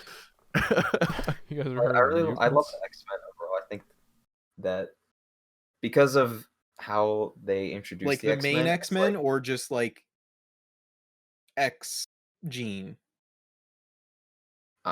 I don't really know how to answer that question. Well, X gene is I- just anybody with like those kinds of powers. A mutant, yeah, Yeah. who I goes guess to like school. it would be people in the X-Men, or like Okay. the X-Men, people who are in the Hit X-Men the cover of the comic. and or rumble with the X-Men regularly. Rumble with the X-Men. My favorite part about X-Men is when the mansion blows up. I mean that doesn't really happen all that often, so you don't really have that many. Yeah, exactly. instances. just never know what time. Dude, But must I be a love the solid X-Men foundation. because of the nature of like how mutants are written, where like they're not really superheroes in the sense of like, oh, I'm the Flash and I'm just working on my experiment. Oops, some lightning shot in and now I have superpowers. It's like these people are born with the X gene, I guess, and then Yeah. they sort of are like discriminated against whenever they're teens and like their powers start to show and they can't control themselves. Yeah. So it leads to some really like awesome stories, like the Just classic of puberty like gone bad. Professor X saying that mutants and humans can live together if they work with each other, and Magneto being like, "Nah, fuck you, humanity sucks dick." And like that whole battle between Magneto and the X-Men is super awesome. Yeah. Because like honestly, like Magneto's kind of right, so you can't really disagree with him and this like the stance he takes. Yeah. It's So not it even that seems he's really right. It's just a very relatable stance given his history, like why he yeah, feels because that he way. also like I believe he's like like a Holocaust survivor, so he has Yeah. that Yeah. access to hate humanity on as well. Yeah. And like all the X-Men powers are super awesome. Like everyone knows Wolverine, he's freaking badass, and people Oh like yeah. Nightcrawler, Storm, Yeah. Beast, Quicksilver. I don't Professor X, Jean Grey, like all of these guys have super sweet powers. know his name, but like Cyclops, super cool. I don't know his name, but his power is like reactive evolution. So depending on the situation, his body, like if he got thrown in water, he would develop gills because his body is evolving to what the state in which he needs to survive. Kind So of like like, a or if Beast like Boy, kinda. Not not necessarily, but it's, like, you know, he doesn't do it's it on will, but if he's thrown into a circumstance, he can adapt. Kinda. yeah. So like if you just like shot him with a flamethrower, he'd like develop like stone skin, so he wouldn't burn. Or like, you know what I Gotcha. mean? Like he would just his Mhm. body evolves into whatever he needs to survive in the circumstances. And I forget if it was Thanos or someone else but I think it was like Thanos when he had all the stones, and whenever he went to fight him, he teleported away because that was his body's solution to keeping him to survive, was to teleport away, get away from him. Makes sense. That adds up. But yeah, I think that's a really cool power. Yeah, I think the idea of like people like hating the mutants like once their powers start showing is very different from like the boys. I mean, as you watch the boys, you know how like the superheroes actually get their powers and stuff, but it's like a different stance on how much people actually Like love people who have the superpowers superheroes. in like other, not even in other mediums, like just across Marvel and DC, like they're Yeah. almost universally praised unless they're like openly very evil. Yeah. Yeah. Well, I feel like it's for the X-Men, it's like there's that weird thing that's it's like it didn't start out that way, but it was because one person had the ability to suddenly explode when he gets stressed out. Like it's like that type of like those powers that made people fear mutants. You know what I mean? And like Well, I don't but- think like stuff like that's it's not talked about in like other areas of Marvel and in DC. You know what I mean? It that's what touches on a really caused, interesting point. the first Civil War was It's about like a real one- Civil War. No, the Civil War like the storyline. Marvel It starts Civil Oh, 'cause okay. yeah, basically basically some like low class Oh. superheroes fucked around and then they found out. yeah, And then they blew up the school. low class And they X-Men, found out. like a very like he was still in training and everything, and his superpower is that he blows up like a freaking nuke. Yeah. And he blew up like a whole like block in the suburbs. Mhm. To stop somebody, like to stop a very low class villain as well. So then they were like, we need to like register, and half of them weren't, and half of them Yeah. were. I think it's like I mean in both areas, like Marvel and DC, I think they tackle that idea in like a very interesting way where like Marvel comes at it from like the Civil War perspective where they want these people to register. And then in DC, it's more so like the Justice League are doing stuff and like doing all kinds of like doing whatever they're doing. And everyone like trusts the Justice League. They're like, okay, yeah, they're keeping us safe. Then they shoot a nuclear laser from their tower in space to stop a threat, and the government's like, wait, you just have that and you're just casually like can just use it when you Existing. want, and they're like, yeah, we're the Justice League, we do what we want, and they're like, we don't like that. So then there's the whole like them trying to clone Superman in case they ever need to kill Yeah. Superman, and like that whole like I just aspect like of how it. they're like, you mean you have Superman? Like that's what they really should have said was, you mean Superman's on your team? This man can do whatever he wants and nobody can stop him. Yeah, like Just I mean, like disperse that's the whole kryptonite point into of the atmosphere, and you'll of the literally get him out. Yeah, aren't it's like there the whole like point of 3 the people Injustice. who are like consistently able to take a set off Superman? If needed? Yes, Shazam can give him the dick pretty good. Yeah, because it's I magic. felt like Martian Manhunter could too, right? I think they spar. I don't know if it's necessarily I think in the sense of like he can like get into his head and like control him Yeah. that way, but like I don't think he has like any inherent. Because what are Superman's weaknesses? Kryptonite, magic, and isn't there something else? Sound or something? I don't think so. I mean, Yeah, I mean- realistically, magic was just that way they can give him a new weakness. Yeah. Yeah, They said, I here's mean, a I stone, think- go nuts. Try to write it yeah. I into think a story. Shazam, Martian Manhunter, I think can take him down pretty easily, and then, I guess Wonder Woman to some extent too, because she has like magical items. So like that could, I guess, however you want to. I guess it The depends who's writing lasso that of story. truth's gonna Right? freaking crush Superman. I mean, it'll get him to tell him the truth. Kryptonite is my only weakness. Where do you buy your hair gel? It's just for men products. How does your hair survive supersonic speed? Facts, honestly. But yeah, Wolverine / X-Men Man, I think is a solid pick for your number 2. My number 2, I know, is just gonna lead right into Colin's number 1. Not to spoil it. I mean, hopefully I'm wrong. That'd be kind of funny if I'm wrong, but I highly doubt it. But my number 2 pick is Spoderman, aka Spider-Man. Oh, see, yeah, I was gonna say Spoderman isn't my number 1. Yeah, Spoderdork is my number 2. Pretty much for the reasons that Zach has already said and the ones that Colin is gonna say. in the next couple minutes, so I'll keep it a little brief. I think Tom Holland personally is my favorite Spider-Man. Andrew Garfield wasn't too bad. I didn't really watch that much of the series. I didn't like him at all. I think I saw the first one. I don't know. But the other Spider-Man movies are really good too. But the Tom Holland ones I think are the best. That I think there was just more of a budget into those movies, and with the entire world MCU was built around like there was there was no chance for failure. Because they had to get Spider-Man right. There was just it's like a sum of all of its parts, right? Because film technology advanced so much over the last decade that they were able to deliver like just a better movie overall, and they're not taking a risk with introducing Spider-Man in the MCU. Like starting out, like making a Thor movie is a risk because probably not a whole lot of people care about Thor. Yeah, you know what I mean. But Guardians of the Galaxy was a risk too. They know they can dump money into Spider-Man and people will go see it. Dude, they don't even need to dump money. They just put Spider-Man on the title and that's it. It's sold. Yeah, you automatically make like $500 million.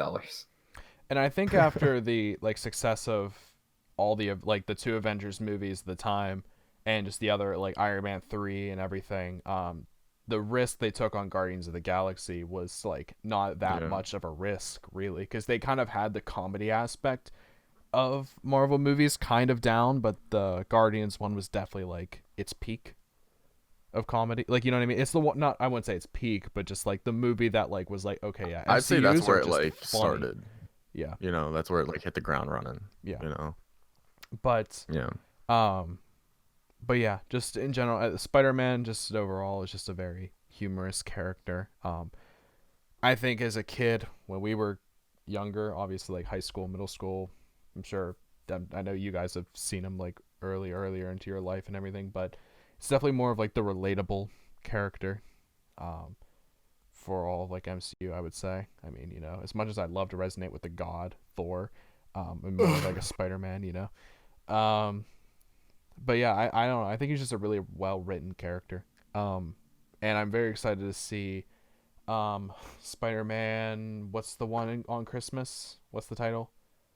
No Way Home. No Way Home. Yeah. I'm waiting for Spider-Man Homewrecker to come out. That's just gonna be like after his teen phase, That's when Black Cat comes in. Well, that'll be after he starts his company. Black Cat. That's in the rated R Spider-Man. But yeah, I'm really excited to see what they do with that movie. I'm excited to see it in theaters Christmas Day. I think that is when it's coming out. So, maybe I'll see it Christmas Day. I probably won't be able to because it's Christmas, but we'll see. Christmas Eve maybe. If they do midnight releases still. I mean, it says this Christmas. I don't know if that means like on Christmas or if they're just trying to say like end of December. I think they mean the season. Maybe Christmas technically starts November 1st. That is we're being honest. Yeah. But yeah. I don't know. I'm really excited for the movie. I hope it doesn't come out Christmas Day because I want to see it night of. I want that energy of like, going into an AMC theater and just having everyone psyched. You get the Coke, get the popcorn. I guess we go Christmas Dude, Ron, you know what we could do now? We've never had the experience, but now we can see that movie. We can get some drinks for the movie in the AMC theater because that's allowed now. Yeah, dude. Yeah. Out a while ago, wasn't it? I don't think we saw I just don't think they had a liquor license. No, like I mean like us. Like I don't think we saw a movie with all of us being able to partake in those features of the AMC movie theater. I think if I drank at an AMC theater, it was once, but that was just because I was in college at the time, and like not a whole lot really came out like in the summer for me. Then I was just back at school, and then pandemic happened. So, 23, woohoo, in a month. Let's get it. But yeah, Spider-Man's my number 2, but I'll let Colin take it away for his number 1 pick. Colin. Yeah, so correctly guessed by all of my friends, unsurprisingly, is and it's been foreshadowed this entire podcast. Yeah, I've done a heavy foreshadowing. My favorite hero is Spider-Man. I think the thing that I really like. There's so many things that I like about Spider-Man that could be like its own 5-hour podcast, but one of the big things that I like about Spider-Man is there's quite a bit of his enemies that aren't super powered, that aren't villains. They're just people that he has to deal with on a regular basis, and they really create a really good dynamic. Like J. Jonah Jameson is technically an enemy of him. Tax collector. You know, teen high school government. Flash Thompson is his enemy. One of my favorite pieces, which is actually my screensaver on my computer, is there's a point in time where Spider-Man, I forget which one it's from. It's from one of the extra, like, I don't want to say spin-offs, but like sidebars, like arcs. And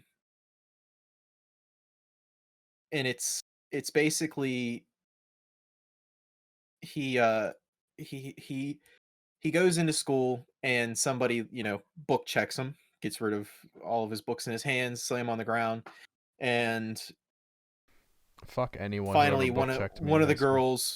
girls who has respect for him goes, "Hey, you ought to pick that up." So the guy starts picking it up, and he goes to the class and he realizes that his homework is gone, and he realizes that the bully who book checked him, you know, took the homework from him. And what was his name? But anyways, he book checks him, and he's, you know, he's sitting there muttering to himself, uh like how big of a piece of crap this guy is, and why are kids such jerks, and, you know, I didn't do anything to him. And he's like, maybe I'll stop by and like steal it from his house after school. Since he's Spider-Man, he can just climb up the side of the uh, building. And as he climbs up to his room, he sees the bully's dad like screaming at him and yelling at him, and like telling him how big of a moron he is and how terrible he is, and like abusing him, and like they lead to the point where like he's physically abusing him. And Peter, realistically Spider-Man, because Spider-Man is Peter, not the other way around. And he kind of sits there and he goes, "This isn't my problem. This isn't my problem." Uh, Tiny, that's his name. Tiny's a bully. Um, he's a bully. He's a thief. He deserves it all. Like blah blah blah. And then he like questions it, and he stops and he goes to the front door and he knocks, and Tiny comes to the door, and he has like a massive black eye now.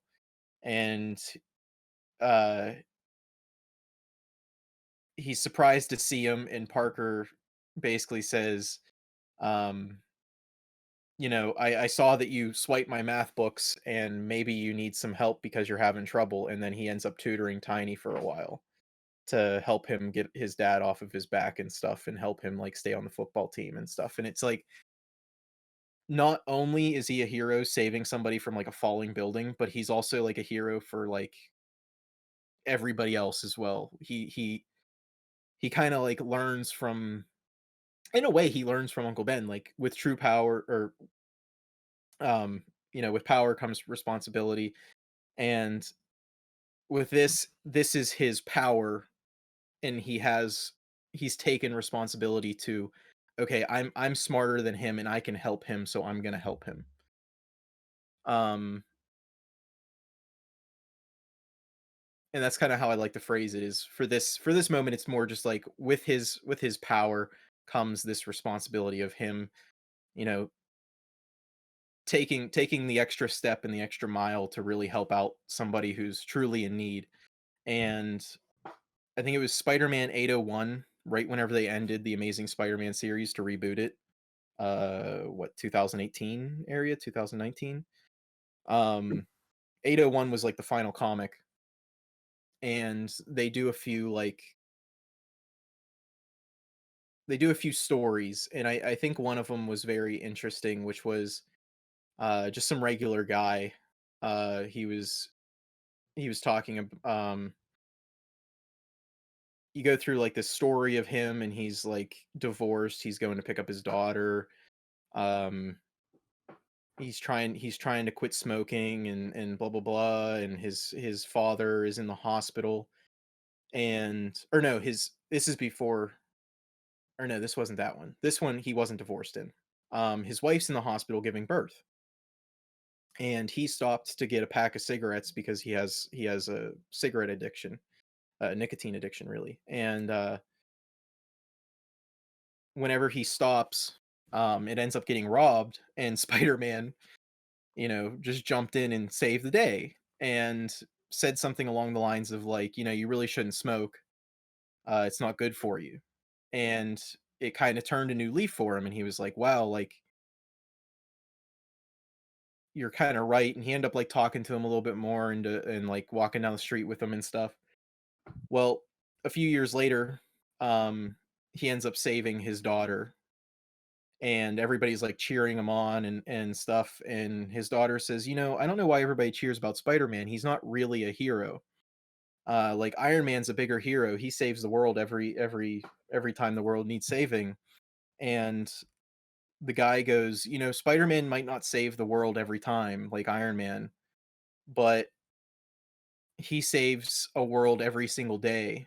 And he like goes into like, somebody's world is somebody who's very important to them, and he saves people all the time in New York, from whether it's like a falling billboard or a falling piano, I don't know, or some supervillain causes like this big calamity in New York, and he's like saving one person at a time, and he makes the equivalent of one person is somebody's world, and he saves a world every minute.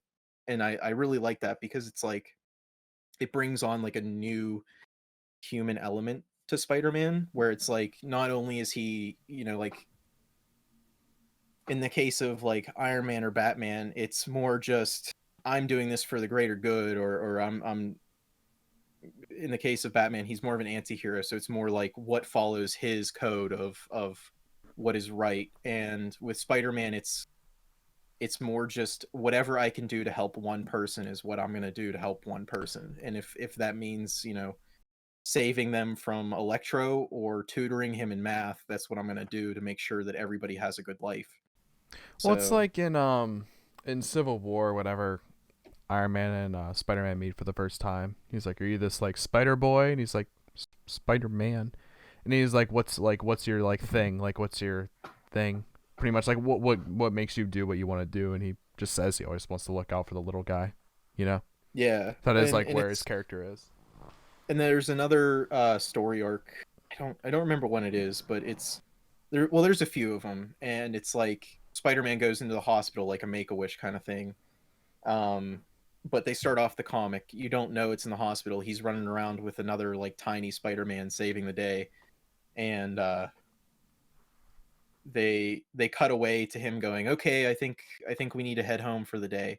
And it's Spider-Man and the kid sitting on top of like a hospital cabinet, and the kid has like chronic cancer, and he steps out into the hallway, and the parents are like, "Thank you so much, that like made his day," and blah blah blah. And he said, "How much longer do you think he has?" And they're like, "I don't know, like a month," and stuff. And it's really cool to like see that part of Spider-Man, and like that part of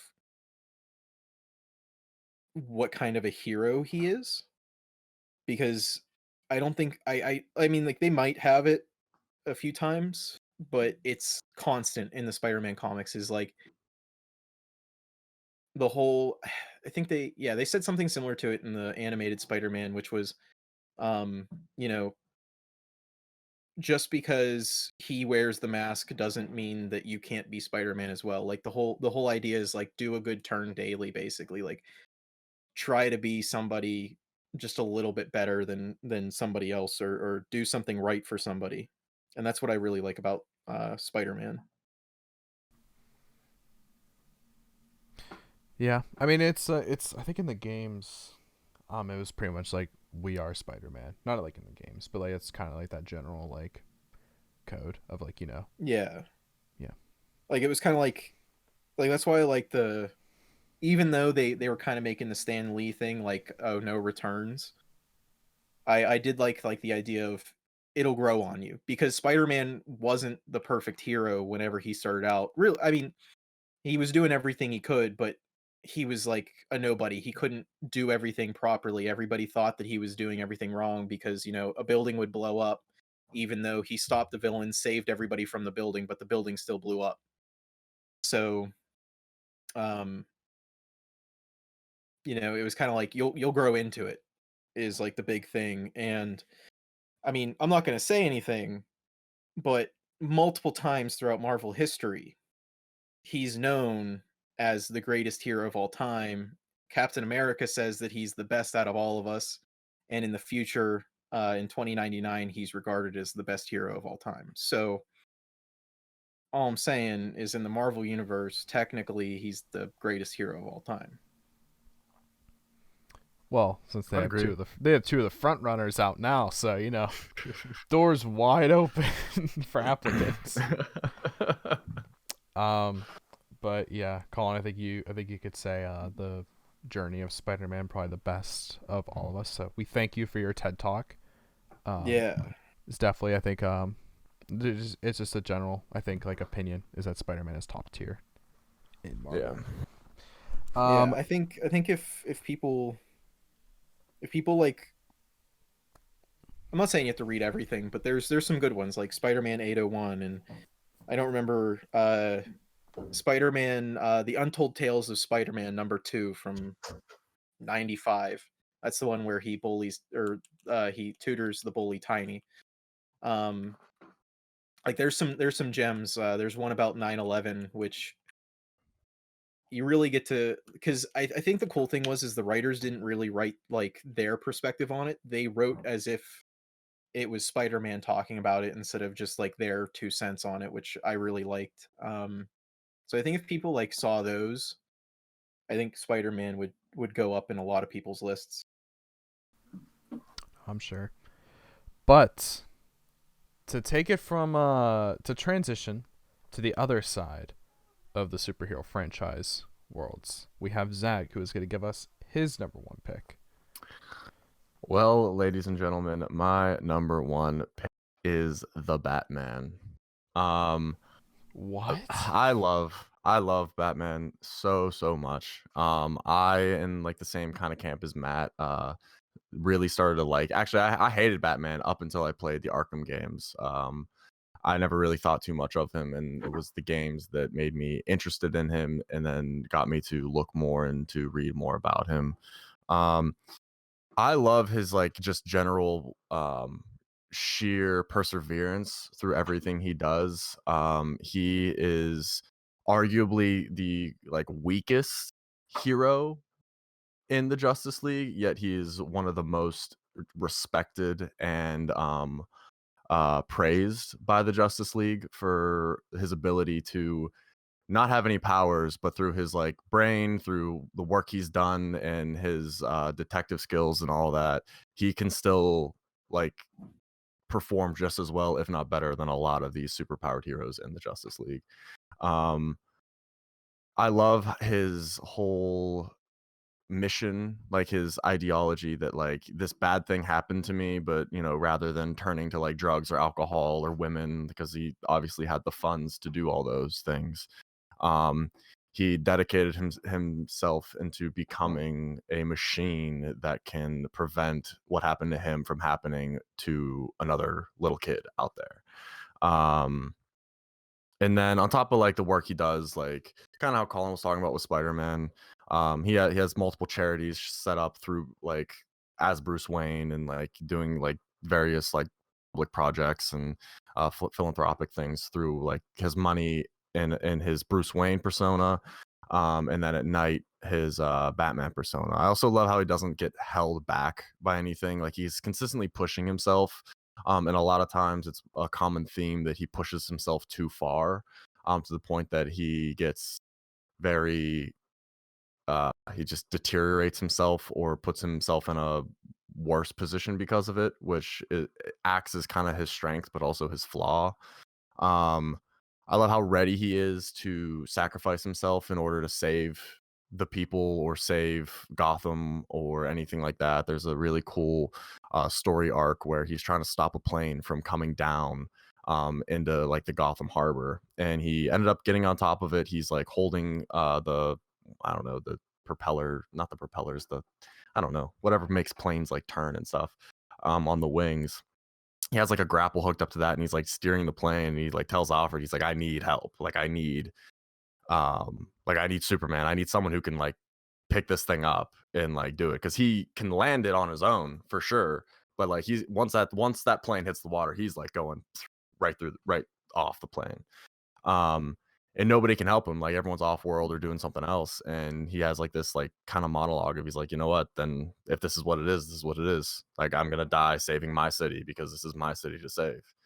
Um, and that like whole thing is like carried throughout like multiple iterations of Batman. Um, I feel like I've always been kind of like snobby in the sense, like in the past, of like, oh well, that's not what Batman is. This is what Batman is. I feel like now I kind of have come off that a lot, to the point where like now I just kind of respect. I understand that, you know, Batman's been alive for going on 100 years now. Like like people have their own their own interpretations and their own stories to tell with him. So like they're all, you know, good. I prefer some over the other, but like I'm, you know, not gonna shake a stick at, you know, one or the other at this point. But yeah, Batman is just, I think, a phenomenal hero. As Matt said, and we kind of touched on before, his like collection of villains is amazing. Um, and how they all kind of personify like various elements of himself, but also like they're all mentally insane to some degree. Well, not all of them, but like a lot of them do suffer from some type of mental illness, which transcends into like himself. And then there's the whole argument of like, which is the mask, Bruce Wayne or Batman? Like which one is he truly? So yeah, Batman is just love him to death. I could do a whole 2-hour long podcast about him, but yeah, that is my number one favorite superhero. Zach can have a Batman podcast called The Podcast Begins, and it's just a Batman themed podcast. Yeah. Wholeheartedly agree. I mean, he was my number 3. I know that's a little low for you, but you know, we just went over Spoderman. But it's fun too. Yeah. You know. Yeah. Everybody loves Batman. Yeah, everyone loves Batman, even though the murder of the night. But Matt is about to tell us his number 1 pick. So Matt, tell us who it is. My number 1 may surprise you, but it also may not at the same time. My number 1 is a Daredevil. It doesn't surprise me, but I didn't both. think of it. You know? Well, I didn't think it would be that high at first, and then I was sort of going through my list, and I was just like, yeah, I feel like I like Daredevil more than all these other guys. My love for Daredevil stems mostly from the Netflix series that got unjustly canceled after season 3. Well, they got canceled. What do you mean unjustly? No. It got canceled. It was canceled. Sure. For sure, yeah. Like that's a fact. It deserve got it. canceled. Like it's done forever. It did do that. Factually. They gotta revive it though.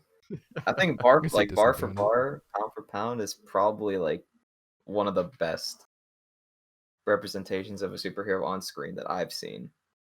If like definitely top 3 for sure. That's a conversation to be had. I'm not confident to disagree with you or agree with you in that scenario. I can agree with you. I can agree with you. Like But that's I would where need my to do a love little for more. Daredevil stems from. It's the TV show and also the aforementioned Ultimate Alliance games that I played. Daredevil was one of my Was he in those games? Yeah, he was. Oh wow. I played him a lot in those games. I thought there was only like 5 heroes you could choose from in Ultimate Alliance. Is that not the there's case? like 30. No, there's like 2 Yeah, there's a dozen in the good first bit. game. Oh, Probably Jesus. close to 40 in the Okay. second game. Okay, I got you. But like that's how I knew him before they did the show. Was because like I knew him from the games and I kind of knew like the basis of his character. And then once we got into the show, I was just super excited to see like, okay, we're doing this whole like New York street thing with Iron Fist and Luke Cage that unfortunately didn't go anywhere, but I did really love all the good parts that came from it, just being Daredevil. And I think Daredevil has a lot of really cool villains too. Like the whole like underground shadow ninja thing is super fucking cool. And Kingpin is just awesome. Well, who I don't- doesn't? I feel like everyone who resides in New York deals with him. You're not wrong. Like I think he's like mostly a Spider-Man villain, but he also Yeah, like, talks like Daredevil every now and then. he's a big Yeah. Spider-Man villain. But I think that's the cool thing feel- about the Kingpin is like he's just kind of like the villain of New York, if that makes sense. Like he's Yeah. always He's doing always there. something to somebody. Yeah. Yeah, dude. Man rolls out of bed, looks at his calendar, and says, "All right, what hero is it today? We got to deal with who's penciled in for Wednesday." Like, realistically, he controls all of New York. So whether that's Hell's Kitchen or it's downtown Brooklyn or it's yeah. wherever Avengers Tower is or the suburbs, it's somebody. Hey, I Mr. haven't- Kingpin, this is Daredevil. I was calling to see if you're doing any illegal things I can stop.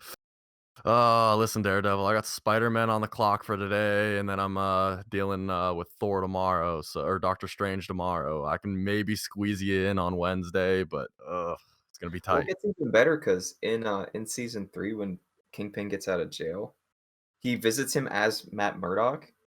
Mhm. So Does he then- know? Yeah, Well, he doesn't know he's Daredevil, but he knows that Matt and his buddy put him in prison. Okay. So now Kingpin has a vendetta against Matt and Daredevil at the same Mhm. time, and doesn't know that they're the same person. Yeah. Yeah. Which is super freaking sweet. I haven't read any Daredevil comics, but I definitely want to at some point. I'm just honestly not sure where to start. The newest series, I bought a few. It's really good. I don't know what Marvel did, but like whenever they started rebooting everything, they just like took everything to a whole new level. And I think it started like 2 years, maybe not even, maybe a year ago at this point. Yeah. But the new Daredevil series is freaking awesome. Daredevil's just awesome, and is my number 1 pick. I never really Right. gave the show too much of a shot, so maybe someday. Highly doubt it though. Let's be honest. Maybe if Disney just revives it. So we'll see. I don't think they will. I We'll think they're see. doing too Who much like knows? core MCU stuff with Falcon and Winter Soldier and WandaVision just finishing. Seems like they got their plates full of Yeah. projects. WandaVision's done. So like maybe they'll do a series or something. Are they not 'cause- doing a season 2 of WandaVision? No, it's only one season. No. See, I'm I don't even know supposed where to they be, like- go. I'm 4 episodes in, so I don't know how it ends yet. Yeah, I was gotcha. waiting for it to be over before I watched it, so now it's my time I to watched it week shine. by week just so no one will get spoiled. So, but yeah. Solid number 1 pick, Matt. My number 1 pick is unsurprising to everyone. I think Matt's was the only like kind of semi-surprising one. But my number 1 is Iron Man. Whoop whoop. Robert Downey Jr. Yeah, so I pretty much put in quotation marks was that Robert Downey Jr. is my favorite superhero, because I think he just crushes the Iron Man role. As I never read any of the comics, but his You read a obviously. few. I mean, I've read like some, but none that I could Yeah. like. I mean, like a handful. I couldn't tell Of you. Iron Man? Yeah. Because Like I bought him oh. a few for whatever that was, like Christmas. Oh, of you did 2015. Yeah, they were like the I forget what it was. Like you got me like the Iron Man socks and like this whole like Iron Man kit of like stuff. Yeah. Like I read them, but like I can't remember the names of them. You know, it's just sitting on I'm my be honest bookshelf. with you, Ron. I think it was I'll like be the honest with Incredible you. Iron Man. I think so. I'll check after this. What's up, Zach? I'm a little surprised that we didn't see a certain someone on your list at all. I'm assuming he's going to be an honorable mention. If you're talking but about I Aquaman, thought- shut up. I honestly thought, I deadass thought this man was going to be at least a number 5 or 4. Aquaman's a 100%. meme. Didn't they fumble in the movie department though? Like Oh maybe my if he had a God. good movie, It's a he could've DC made it. movie. I mean, Matt. yeah. It's I mean, fumble. Aquaman as a hero just generally is pretty sick. Yeah, no. Yeah. I have a couple notes about him, but nothing really too intense. But yeah, I don't know. I like I said, I think Robert Downey Jr. is just fantastic as Iron Man. As Colin said, like I have read some comics because Colin has gifted me some back in like I think it was like early Yeah. college-ish. He gave me like a loot box, No, like a loot crate. it was. It was like loot crates. That was Yeah, I high called school. it the Colin crate or something. Yeah, that was sick. It was our Secret Santa. That's what when we Yeah, did I that. don't think that was college. I thought that was No, like that was senior high school year. then. That was high school then. Yeah. Yeah, it was We like did senior one in year. college. I think we did one in college. Yeah. Like I remember. Because I think it remember was the two. same One year house you got we me did. the. I think it was the same year you got me the bobblehead, wasn't it? think so. Yeah. Shout out to Secret Santas. Let's do a Christmas in July Secret Santa. All right, boys. Let's do it. But yeah, just Iron Man, I don't know. In the movies, just phenomenal. I really enjoyed the role he took after Iron Man 3 of, hey, like this, it was just like, it was just him and Cap pretty much running the whole thing of like, all right, here's my features, like especially in the Spider-Man movies. Yeah. Fantastic every time. I really like in Far From Home kind of how they went about having him be a role in it, because now he's just not a part of Peter or anyone's life anymore. So it's definitely nice to see like how Spider-Man just like trying to contemplate how to fill his shoes, becoming like the new like Iron Man, like, with his high-tech glasses and stuff. Pretty much giving him weapons of mass destruction from space. But yeah, I don't know. I just really appreciated the like the attitude that he kind of had of just like, oh, you tell me I can't do this, okay, cool, I'm gonna do it, and I'm gonna make it way better. Like I think it was like beginning of Iron Man 2, whenever it was like him in the courtroom and everything, and he says like, like, you want my tech, you can't have it, because they were like showing all this evidence of other countries making Iron Man suits, and they're like, okay, yeah, they're 5 years behind, they're this many years, like I just privatized world peace, you're welcome, everyone. Because he has like this suit, and he has made so many. I think that was like his obsession for a while until he like destroyed them, most of them in Iron Man 3. Yeah. So yeah, in terms of MCU, I think he has the best movies. Followed by Captain America, of course, and Spider-Man. Cap. Which Zach still needs to see Winter Soldier, which is a disgrace to humanity that he hasn't seen it. But that's what I hear. Yeah, fantastic movie. So maybe it'll get better with age. Who knows? I don't know. But yeah. So Iron Man is my number 1 pick. So that wraps up. Nice. That wraps up our top 5 list. And now is the part of the show where we are going to briefly go over our honorable mentions. Each of us have 3 readied and prepared. Whether that's in order or out of order is up to the person. So we know Matt's probably be out of order, I'm assuming. So Colin, it is your turn to go through your honorable mentions. What are they? So before I do my honorable mentions, I wanted to talk about one more thing about my number 1. So I think another big thing with Spider-Man is there is the so a lot of people they know it as with great power comes great responsibility, but it's actually with great power there must also come great responsibility. It's just been shortened and changed over the years. And that's like his main conviction, right? But one of the big ones that he has is like people change. People can change, and like it's good. Like people changing is good. And I think one of my favorite things is at the end at like the true ending of the Amazing Spider-Man issue 800. Um Spoiler alert for anybody who actually wants to still read it, because it's fairly recent. Um Basically, the Red Goblin is terrorizing the city, so 2 of Spider-Man's greatest foes as one. And he ends up killing Flash Thompson as Agent Venom. And Peter goes to his funeral. And Peter comes up because Betty introduces him and says, like, hey, he never would have wanted me to tell you this, but he always said that you were his best friend. And he goes up and he says something like, hey, Flash man, you were a cool guy. You knew you knew the waltz from the cha-cha-cha. And then he goes, who am I kidding? You were a bully. And he's like saying this in front of everybody. You were my bully. And he continues on and he says, but here's the thing. They don't come out of nowhere. Somebody always hurts them first. And he said, I didn't find that out about you until years later. Then one day you changed. You started a life of service. You saved countless lives. You've you've saved so many people, so many fellow man from atrocities, because Flash Thompson became a soldier. Um, he said protecting people in ways that you couldn't even imagine. Um, and he goes on. He says things like, "In me, I found myself to end up becoming a bully now and then, making fun of others, saying people deserved what they got." Um, and he goes, I want you to know I want to change, like, because of you. I want to change because of you. I want to be a better man. Uh,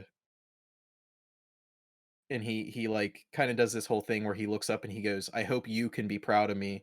Um, I know you're my friend, but there's something I never told you. I'm your number one fan, because Flash Thompson was the leader of the Spider-Man fan club, considered the number one fan of Spider-Man, and then later became Peter Parker's friend, for people who don't know. And then he says, "You're the hero I look up to." And it kind of like it hits a certain part where like I just kind of sit there and I go like, that really like that one, like, I think it was like one page. It sums up like a lot of what Spider-Man is, which is like you can always be better, you can always do better, and people change for the better. And I really liked how they summed up like the ending of it before they rebooted it. Um, so on to my honorable mentions. I have uh Ghost Rider.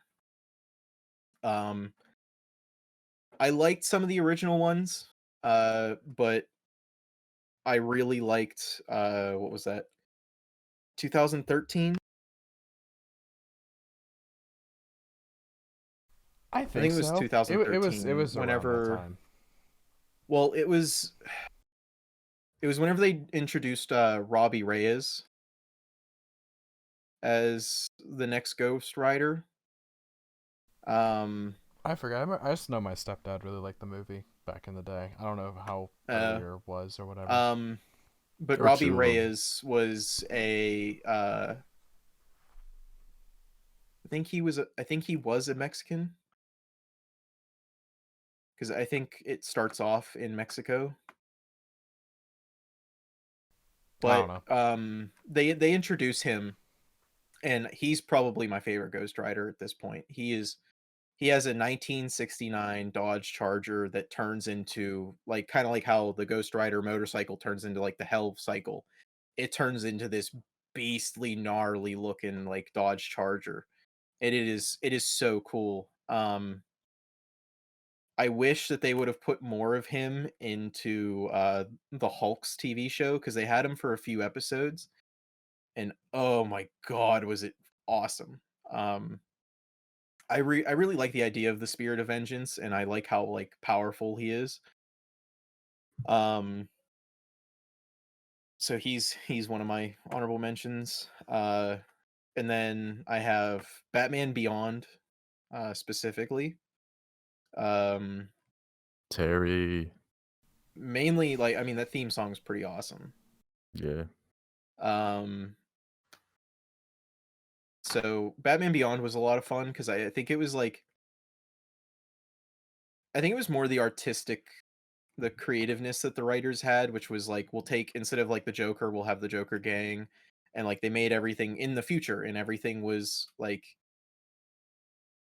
although it felt like it was modern, it was still very futuristic. Like there was this weird dynamic to it that like made it made like a connection. And that's my second honorable mention. Um my third honorable mention is Black Bolt. Who's Black Bolt? What is Black that Bolt under? he's the leader of the Inhumans. Oh, okay. I'm unfamiliar with the Um Inhumans, that's why. the Inhumans are, so like there's X Gene, which is the mutants. And then there's the Inhumans, where they have what is it, Skrull DNA? Basically, like during the Skrull invasion, people were infused with Skrull DNA. Um, Okay. I think they have a TV show about it now. I haven't They're watched it. starting something with the Inhumans. I haven't watched it, or if it's even out yet. I don't think it's out yet. But basically, like, instead of being persecuted, like the mutants were, they just went to the moon, and now they live on the moon.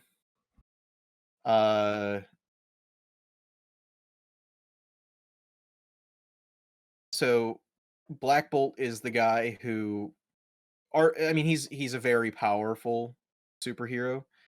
He's the guy who like does the whisper and his voice amplifies. He's just really cool. He like has a really cool costume. He has a really cool concept. He's considered the king of the Inhumans. So I really like him. And then really quickly, I also threw in like two more honorable mentions. Moon Knight, because he's like an avatar of a god, and Ant-Man, because I read some of his comics and he's kind of fun, and the movies were really good. Like the MCU Ant-Man is pretty good. Yeah, I definitely agree with the Ant-Man. I liked him in the movies. Mostly I haven't read any comics or anything. But Zachary, who are your honorable mentions? So my honorable mentions are pretty much heroes that I think are cool that I don't know a whole lot about, but would like to get to know about. No specific order. I have Thor. I really love Thor, but I like Chris Hemsworth as Thor and the kind of the story that he play or the place he plays in the MCU. I don't know anything about Thor outside of that, so like I really didn't feel right putting him on my top 5 just because I don't really know Ragnarok as a is just hero. what sold you on Thor, pretty much. Yeah. Then I got Green Lantern. I think Green Lantern's a really cool hero. He can manifest anything with the power of his ring through just his sheer will. And then the whole like lanterns as like all the colors, that whole lore and everything is just really, really cool to me. And then Blue Beetle. I think Jaime Reyes. Yeah, Jaime Reyes. I think he's a really cool guy. And just like a cool hero. He has a scarab beetle implanted into him that has its own mind, and like he can talk to it, and he essentially becomes like an Iron Man-esque thing. For people who don't know who he is, the scarab like encases his entire body in like super high-tech alien armor and weapons and everything. And then like the duality and his like inner arguments with his beetle and him are really cool. So yeah, those are my honorable mentions. Good. Matthew, who are your honorables? My honorables, I had Spider-Man. I really fuck with Spider-Man. With obviously, like the movies are really fun. Mm-hmm. I haven't played any of the games, but I know I probably should. Dude, I'll let you borrow mine if you want. Hopefully will at some point. We'll see. I just don't have that big of an emotional attachment. Well, since we share an account, you also get all the DLC, so you could always just borrow mine. You're not wrong. I had Shazam as another one. I really like. Shazam is cool. Still never saw the movie. And he's a really cool hero in general. I really enjoyed the movie. Movie was good. I like that. My main in Injustice 1 for a long time. Yeah. Well, not for a long time, for basically the entirety that I played Injustice 1, I main Shazam. So I really have an attachment to him in that way. And while we're shouting out superheroes, I got to shout out the Coon and Friends from South Park. I've been recently rewatching a lot of South Park, and superheroes. All of the Coon episodes really hold up and are really fun. Yeah. Especially the part where like Kenny explores like his backstory and like him having actual superpowers, and then they show up at the end and give Midberry Crunch the power of mint whatever. And the video games with the Coon and Friends are really fun. I really love the. I recently went back through and I never finished both of them. I knew I didn't finish the second one, but I didn't finish the first one either. Apparently, I'm close, but I didn't finish it. So I feel I really want to go back and replay them. Like I'm pretty close to starting one. Do it. I have it on my list of 100 games to play. Either starting that or Fallen Order again. It's between one of those two. I say since you're in a South Park kick, it's best you do the South Park games now. I agree, Matt. It's really fun if you start playing South Park and then have South Park on in the background as you play South Park. It's a fun little experience. I highly recommend.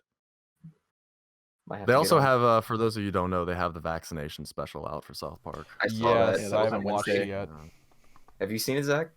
No, I haven't. I almost watched it I last mean, night, but I was like, it's eh. banging. Oh, it is Is it? banging. I bet. It's really Ron, me and you might have to watch together since we watched the pandemic special. I'm not opposed. Yeah. Let's do it. But Matt, are those all your honorables? Everything to say? funny. Yes, sir. All right. To run through my honorables, they're really in no particular order, but the order I wrote them in is Captain America for my third. Just his movies are fantastic. I think he's an overall great hero too. I didn't really appreciate him that much until like after I watched Endgame, to be quite honest. My number 2 is Nightwing, because of the comics that I had. The new 52 comics of Nightwing are fantastic. And pretty much Injustice is what got me to start buying comics in general, mostly DC though. And my number 1 is Aquaman. It was a toss-up between Aquaman and Green Arrow, because I really liked the CW Green Arrow up until season 4 finale, when it really kind of fell off. But all the stuff like Ra's al Ghul and stuff was just pretty freaking sick. But then it kind of got dumb after like another year or so. It became a lot. It was more of just like a drama, like like a Hallmark, a Lifetime drama kind of, just with like a soap opera drama, but with superheroes. It just wasn't my taste. But Aquaman being my number 1 honorable mention, just because of the absolute demolishment that I discovered that he can cause in Injustice 1. I can poke people with a stick too, Ron. Yeah, dude. But like from as big of a distance, I doubt it. But I don't know. He was just that's just kind of, I chose him as like a meme thing, and then I started to actually really like him, and I'm like, you know what? I'll read the comics, and then I think I have like 3 of like the new 52 comics. I read those. I don't think I finished the series. I might have. I don't remember. Once they closed that comic book store in Century 3, I kind of, well, I went to college too. Well, like, yeah, but like it's not there anymore. But like once it was gone. It's in the waterfront. It's just farther away from you. Yeah, I don't know, it just kind of fell off for me, kind of like after that. Yeah. And also just going to school and stuff, not being in town and everything was also a part of it. But yeah, Aquaman finishes off my honorable mentions, and it's gonna wrap up this episode of Top 5. So we want to thank everyone for listening to this episode. You can catch this podcast every single Sunday, typically at noon. So we'll see. You can hear my dog bark, and she's excited for the next episode, because the next episode is going to be our top 5 favorite top 5 favorite chain restaurants. We already did fast food restaurants, so it's going to be chain restaurants for our next episode. That'll be coming out next Sunday. Fingers crossed it should be. We hope you all enjoyed this episode. Be sure to leave a like, rating, subscribe, and share our podcast on all of your favorite platforms.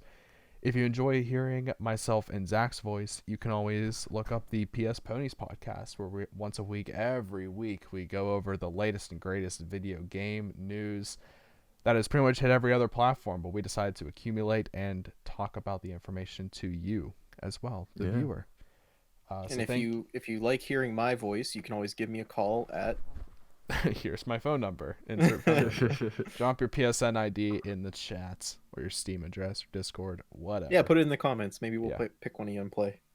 But yes, once again, thank you all for listening to this episode. Stay beautiful, everyone. Have a great weekend. See you, everyone.